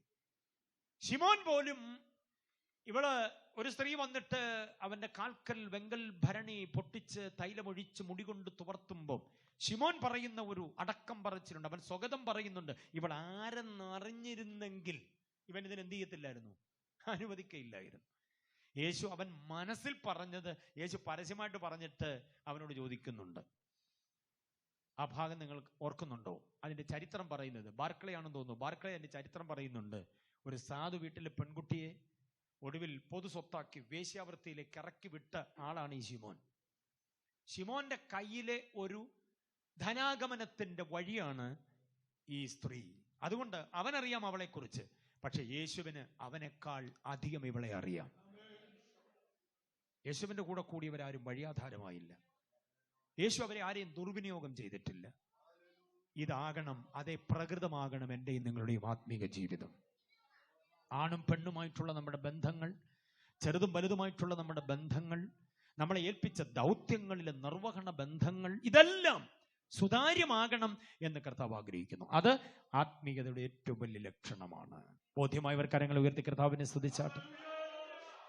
ആത്മീയതയുടെ അടുത്ത ലക്ഷണം കൂടെ പറയാം. അടുത്ത ലക്ഷണം കേട്ടോണം. ആത്മീയതയുടെ അടുത്ത ലക്ഷണം, ലോകത്തിൽ ജീവിക്കുമ്പോൾ തന്നെ ലോകക്കാരനല്ലാതെ ജീവിക്കാൻ കഴിയണം. ലോകത്തിൽ ജീവിക്കാൻ, നമ്മൾ എവിടെ ജീവിക്കുന്നത്? ലോകത്തിലാണ് ജീവിക്കുന്നത്. പക്ഷെ ലോകത്തിൽ ജീവിക്കുമ്പം ലോകക്കാരനല്ലാതെ ജീവിക്കണം എന്ന് പറഞ്ഞ ആശയം മനസ്സിലായോ? ലോകം എന്ന് പറഞ്ഞാൽ സൈറ്റാനിക് സിസ്റ്റമാണ്, സാത്താന്യ വ്യവസ്ഥിതിയാണ് ലോകം. സാത്താനാൽ നിയന്ത്രിതമാക്കപ്പെടുന്ന ഒരു അധമ വ്യവസ്ഥിതിക്കാണ് എന്തോ പറയുന്നത്? ലോകം. ആ ലോകത്തിൽ നാം ജീവിക്കുമ്പോൾ ആരായിട്ട് ജീവിക്കണം? ലോകക്കാരി അല്ലാതെ ജീവിക്കണം, ലോകക്കാരനല്ലാതെ ജീവിക്കണം. എന്ന് പറഞ്ഞാൽ ലോകത്തിന്റെ പട്ട് പകിട്ട്, ലോകത്തിന്റെ ആഡംബരം ആർഭാടം, ലോകത്തിന്റെ യാതൊരു വിധത്തിലുള്ള ധാണിമോടിയുമില്ലാതെ, ലോകത്തിന്റെ കൊല്ലും കൊലവിളിയും അക്രമങ്ങളും അനീതിയുമില്ലാതെ, ലോകത്തിന്റെ സ്പർദ്ധയും സ്വാർത്ഥതയും ഇല്ലാതെ, ലോകത്തിന്റെ പിണക്കമില്ലാതെ, ലോകമെന്ന് നമ്മൾ എന്ന് പറയുന്ന എന്തൊക്കെ ഗതികേടുകളുണ്ടോ അതൊന്നും നമ്മിലില്ലാതെ ജീവിക്കാൻ കഴിയണം. ലോകത്തിന്റെ ആർഭാടമൊന്നും നമുക്ക് വേണ്ടെന്ന് വയ്ക്കണം. ലോകത്തിൻ്റെ ആഡംബരം നമുക്ക് വേണ്ടെന്ന് വെക്കണം. Price the Lord. കൊറോണ വന്നപ്പോൾ നമ്മുടെ ആഡംബരങ്ങൾ കുറേയൊക്കെ ഞാൻ കുറച്ചായിരുന്നു അല്ലേ. ഇപ്പൊ കൊറോണ മാറിക്കഴിഞ്ഞപ്പോൾ വീണ്ടും നമ്മുടെ കല്യാണമൊക്കെ ആർഭാടത്തിൻ്റെതായി മാറി. പണ്ട് ചെറുക്കനും പെണ്ണും രണ്ടുപേര്, അവർക്ക് ഉഭയസമ്മതം പറഞ്ഞു കൊടുക്കാൻ ഒരു ദൈവദാസൻ, അവരെ ജനിപ്പിച്ച മാതാപിതാക്കൾ 4 പേരും ഉണ്ടെങ്കിൽ കല്യാണം നടത്താമായിരുന്നു. 2018-19 അല്ലേ. 10 പേര് 15 പേരൊക്കെ മാത്രമേ ഉള്ളൂ. മരിച്ചുപോയ ഒരു പുള്ളിയെ എടുത്തുകൊണ്ട് പോകാൻ 4 പേരും, അവിടെ ചെന്ന് 90-ാം സങ്കീർത്തനം വായിക്കാൻ ഒരു ദൈവദാസനും, പിന്നെ കുഴി മൂടാൻ 2 പേരും ഉണ്ടെങ്കിൽ ശവസംസ്കാരം നടക്കുമായിരുന്നു. കൊറോണ നമ്മളെ പഠിപ്പിച്ച പാടാ അതൊക്കെ. ഇപ്പോൾ ഒരു പാട്ട് കൊയർ പാടുമ്പോൾ മൃതശരീരത്തിൻ്റെ കെട്ടുകൾ അഴിക്കുന്നതാകുന്നു. കൊറോണ വന്നപ്പം അങ്ങനെ ഒരു പറച്ചിൽ കേൾക്കാനേ ഇല്ല. ഹെൽത്ത് ഡിപ്പാർട്ട്മെന്റ് കെട്ടിവിട്ട കെട്ട് അതോടെ കൊണ്ട് കത്തിക്കുകയായിരുന്നു. അപ്പം നമുക്കൊരു കാര്യം മനസ്സിലായി, കൈയുടെയും കാലിൻ്റെയും പെരുവിരലിൻ്റെയും തള്ളവിരലിൻ്റെയും ഒക്കെ കെട്ടഴിച്ചില്ലെങ്കിലും ആത്മാവ് പോകുമെന്നുള്ള കാര്യം നമുക്ക് മനസ്സിലായി.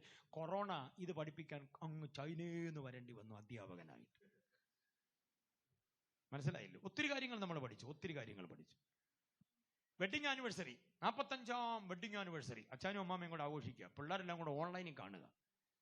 പിള്ളേർ വലിയ സന്തോഷത്തോടെ ഇരുന്നു. പപ്പാ കേക്ക് വാങ്ങിച്ചില്ലേ? മോനെ മൊത്തം ഇവിടെ കടയെല്ലാം അടവായതുകൊണ്ട് കേക്ക് കിട്ടിയില്ല. പിന്നെ എങ്ങനെ മുറിക്കും? അതിന് ഞാൻ ഒരു പരിപാടി കണ്ടിട്ടുണ്ട്. ഒരു വരിക്കച്ചക്ക എടുത്തിട്ട് ഡെസ്കിലോട്ട് കൊണ്ടുവച്ചു. കഴിഞ്ഞ 46 വർഷമായി എൻ്റെ സുഖദുഃഖ സമ്മിശ്രമായ ജീവിതായോധനത്തിൽ എൻ്റെ നിഴൽ പോലെ എനിക്കൊപ്പം നിന്ന് പ്രാർത്ഥനയുടെ എല്ലാവിധമായ സഹകരണവും എനിക്ക് നൽകി തന്ന എൻ്റെ പ്രിയ ഭാര്യയോടുള്ള അദമ്യമായ സ്നേഹം കൊണ്ട് ഞാനിത് മുറിക്കുന്നു എന്ന് പറഞ്ഞ് വെട്ടുകത്തിക്ക് ഒറ്റ വെട്ട് 2ആയിട്ട് അങ്ങോട്ട് പിളർന്നിട്ട് തെളിഞ്ഞു വന്നൊരു ചുളയെടുത്ത് അരക്ക് കളഞ്ഞ് ഭാര്യയുടെ വായിലോട്ട് വെച്ചു കൊടുത്തു കേക്കിന് പകരം. അപ്പം കേക്കിന് പകരം വരിക്കച്ചക്കയും കൂടെ ആകാമെന്നുള്ളത് കൊറോണ പഠിപ്പിച്ചു. ലോകത്തിൻ്റെ പട്ടും പകിട്ടും ആഡംബരങ്ങളും ആർഭാടങ്ങളും ഇല്ലാതെ ജീവിക്കാൻ ഒരുവന് കഴിയുന്നെങ്കിൽ അവനാണ് ആത്മീയൻ. ആ പാചകം മറന്നു പോകരുത്. ലോകത്തിൽ ജീവിക്കുമ്പോൾ ആരല്ലാതെ ജീവിക്കണം? ലോകക്കാരല്ലാതെ ജീവിക്കണം. അതാണ് ആത്മീയതയുടെ ലക്ഷണം. ഇത് ലോകക്കാരനാരാ, വിശ്വാസി ആരാ, പെന്തക്കോസ്തുകാരനാരാ എന്നൊന്നും ഒരു പിടിയില്ല. ആകെപ്പടെ എല്ലാം ഏതാണ്ട് ഒരുപോലെ. പിന്നെ നമ്മുടെ സഹോദരിമാരെ കണ്ട കമ്മലും മാലയൊന്നും ഇല്ലാത്തത് കൊണ്ട് ഇത് ഏതാണ്ട് കോട്ടയത്ത് വന്നാൽ അതും നടക്കത്തില്ല. PRDSകാർ മുഴുവനും കമ്മലും മാല ഇല്ലാതെ നടക്കുന്നു. വെള്ളസാരി, നമ്മളെ പെന്തക്കോസ്തുകാർ ഉടുത്തേക്കുന്നതിനേക്കാൾ സൂപ്പർ വെള്ളസാരി അവരെടുത്ത് നടക്കുന്നത്. അപ്പോൾ ആ തിരിച്ചറിയത്തില്ല ഇതിലേതാ. കുമ്പനാട് അടുത്തല്ലേ ഇരവേരൂരും കുമ്പനാടും. അവരുടെ മാധ്യവും അവരുടെ യോഗം നടക്കുന്ന പറഞ്ഞാൽ അവിടെ വന്ന് ഇറങ്ങുന്ന വെള്ളപ്പടയെ കണ്ടിട്ടുണ്ടോ? ഭയങ്കരമാ. കമ്മലും ഇല്ല, മാലയില്ല. പിന്നെ ആകെ ഒരൊറ്റ വ്യത്യാസമേ ഉള്ളൂ, ഒരു കുങ്കുമ പൊട്ട് നെറ്റിക്കുണ്ടാവും സഹോദരിമാരുടെ. മനസ്സിലായില്ലേ? അദ്ദേഹത്തെ അറിയാമോ? പൊയ്യൽ യോഗനാഥന്, PRDS എന്ന് പറയുന്ന ആ ഗ്രൂപ്പിനെ അറിയാമോ? അദ്ദേഹം കൃപയിൽ നിന്ന കാലത്ത് എഴുതിയ പാട്ടുകളല്ലേ നമ്മൾ കാത്തിരിപ്പിയോഗത്തിന് പാടി താകർത്ത് തരിപ്പണമാക്കുന്നത്. അദ്ദേഹത്തിന്റെ പാട്ടുകളാ. യേശു മഹോന്നതനെ മഹോന്നതൻ, ആ പാട്ടൊക്കെ പുള്ളിയുടെയാണ്. വാഴ്ത്തിടുന്നു ഞാൻ. അത് ഇന്നും നമ്മൾ പാടാറുണ്ട്. പുള്ളി കൃപയെന്ന് പോയി, തരികിട തിത്തയിന് വീണു. അദ്ദേഹത്തിന്റെ കൂടെ ഉള്ളവരും പോയി. പാട്ട് നമ്മളങ്ങ് നെഞ്ചകത്തിൽ ഏറ്റെടുത്തിരിക്കുക. അദ്ദേഹത്തിന്റെ വേറൊരു പാട്ടാ, പരനേ നിന്നെ കാൺമാൻ എനിക്കധികം കൊതിയുണ്ടേ, പരനേ നിൻമുഖം, പരനേ നിൻമുഖം കണ്ടു കൊതി തീരാനുണ്ടെനിക്കാശ. ഈ പാട്ടെഴുതിയ അനുഗ്രഹിത ദൈവദാസൻ. ഒരു കാര്യം കൂടെ IPCക്കാരോട് ഞാൻ പറയാം. 7 പർദീസ എന്നും പറഞ്ഞൊരു പുസ്തകം K. എബ്രഹാം സാർ എഴുതിയിട്ടുണ്ട്. 7 പർദീസ. ആ പുസ്തകത്തിന്റെ പിന്നാമ്പുറം അറിയാമോ? കുമ്പനാട് ഓലപ്പന്തലിട്ട് നടത്തിയ 3 ദിവസത്തെ കൺവെൻഷനിൽ പൊയ്കയിൽ യോഹന്നാച്ചൻ പ്രസംഗിച്ച പ്രസംഗമാണ് 7 പർദീസ. വേദപുസ്തകത്തിൽ 7 പർദീസ ഉണ്ടെന്ന് ഒരു ക്ലാസ്സിലും പഠിക്കാത്ത ആ മനുഷ്യൻ ആത്മജ്ഞാനം കൊണ്ട് കിട്ടിയ ഒരു വെളിപ്പാട് അദ്ദേഹം പ്രസംഗിച്ചു. ആ പ്രസംഗം കേൾക്കാൻ അന്ന് ആ പ്രസംഗത്തിന്റെ സംഘാടകർ പലരുടെ കൂട്ടത്തിൽ ഉണ്ണുണ്ണി സാറും ഉണ്ടായിരുന്നു. അപ്പൊ ഈ വിഷയം കേട്ടപ്പോൾ അദ്ദേഹത്തിന് അത് ഭയങ്കര സന്തോഷമായി തോന്നി. 7 പർദീസ ഉണ്ടോ? അതിനെക്കുറിച്ച് അദ്ദേഹം പിന്നിരുന്ന് പഠിച്ച് നോർവേയിലും സ്വീഡനിലും ഒക്കെ അദ്ദേഹം മിഷണറി യാത്ര നടത്തിക്കൊണ്ടിരുന്ന, പ്രേക്ഷിത പ്രയാണം നടത്തിക്കൊണ്ടിരുന്നപ്പോൾ അതുമായിട്ടുള്ള ഇൻഫർമേഷൻ വീണ്ടും കളക്ട് ചെയ്തിട്ട് അദ്ദേഹം എഴുതിയ പുസ്തകമാണ് 7 പർദീസ. ആ 7 പർദീസ എന്നുള്ള പുസ്തകത്തിന്റെ അതിന്റെ പ്രചോദനം എന്ന് പറയുന്ന പൊയ്യലപ്പച്ചന്റെ പ്രസംഗമാണെന്നാണ് ചരിത്രം പറയുന്നത്. മനസ്സിലാകുന്നുണ്ടോ? അപ്പൊ അത്രയ്ക്ക് അതിശ്രേഷ്ഠമായ നിലയിൽ ദൈവം ഉപയോഗിച്ച് ഒരു മനുഷ്യൻ. അപ്പൊ ഞാൻ പറഞ്ഞു വന്നതിന്റെ വഴി മാറി പോകണ്ട. ഈ വെള്ള ഉടുക്കുന്നത് കൊണ്ട് പെന്തക്കോസ്താണെന്നും പറയാൻ പറ്റത്തില്ല. ഇതിനേക്കാൾ വെള്ള ഉടുക്കുന്ന വേറെ ഒത്തിരി ആളുകളുണ്ട്. മനസ്സിലായില്ലേ? അപ്പൊ നമ്മുടെ വേഷവിധാനം കൊണ്ടൊന്നുമല്ല നമ്മൾ ആത്മീകരാണെന്ന് തെളിയിക്കുന്നത്. ഈ ലോകത്തിൽ ജീവിക്കുമ്പോൾ ലോകക്കാരല്ലാതെ ജീവിക്കണം.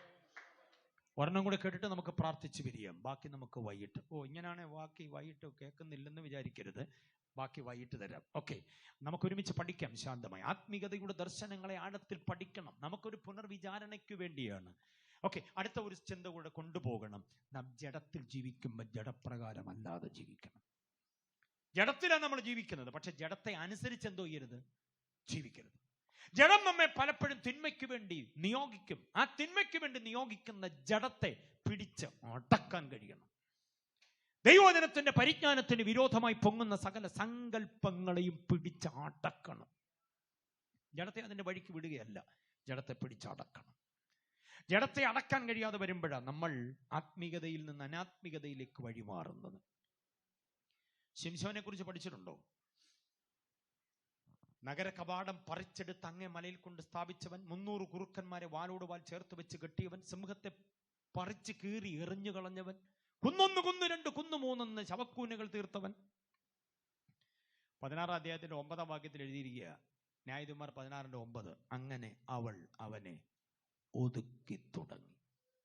അങ്ങനെ അവൾ അവനെ എന്തോ ഇതെന്ന ഇത്രയും സാഹസിക കൃത്യങ്ങൾ ചെയ്തവനെ ഒതുക്കാനുള്ള കാരണം എന്താന്ന് ചോദിച്ചാൽ ജഡത്തിന് കീഴടങ്ങിപ്പോയതാ. അപ്പൊ ജഡത്തിൽ ജീവിക്കുമ്പോൾ നമ്മൾ ആരല്ലാതെ ജീവിക്കണം?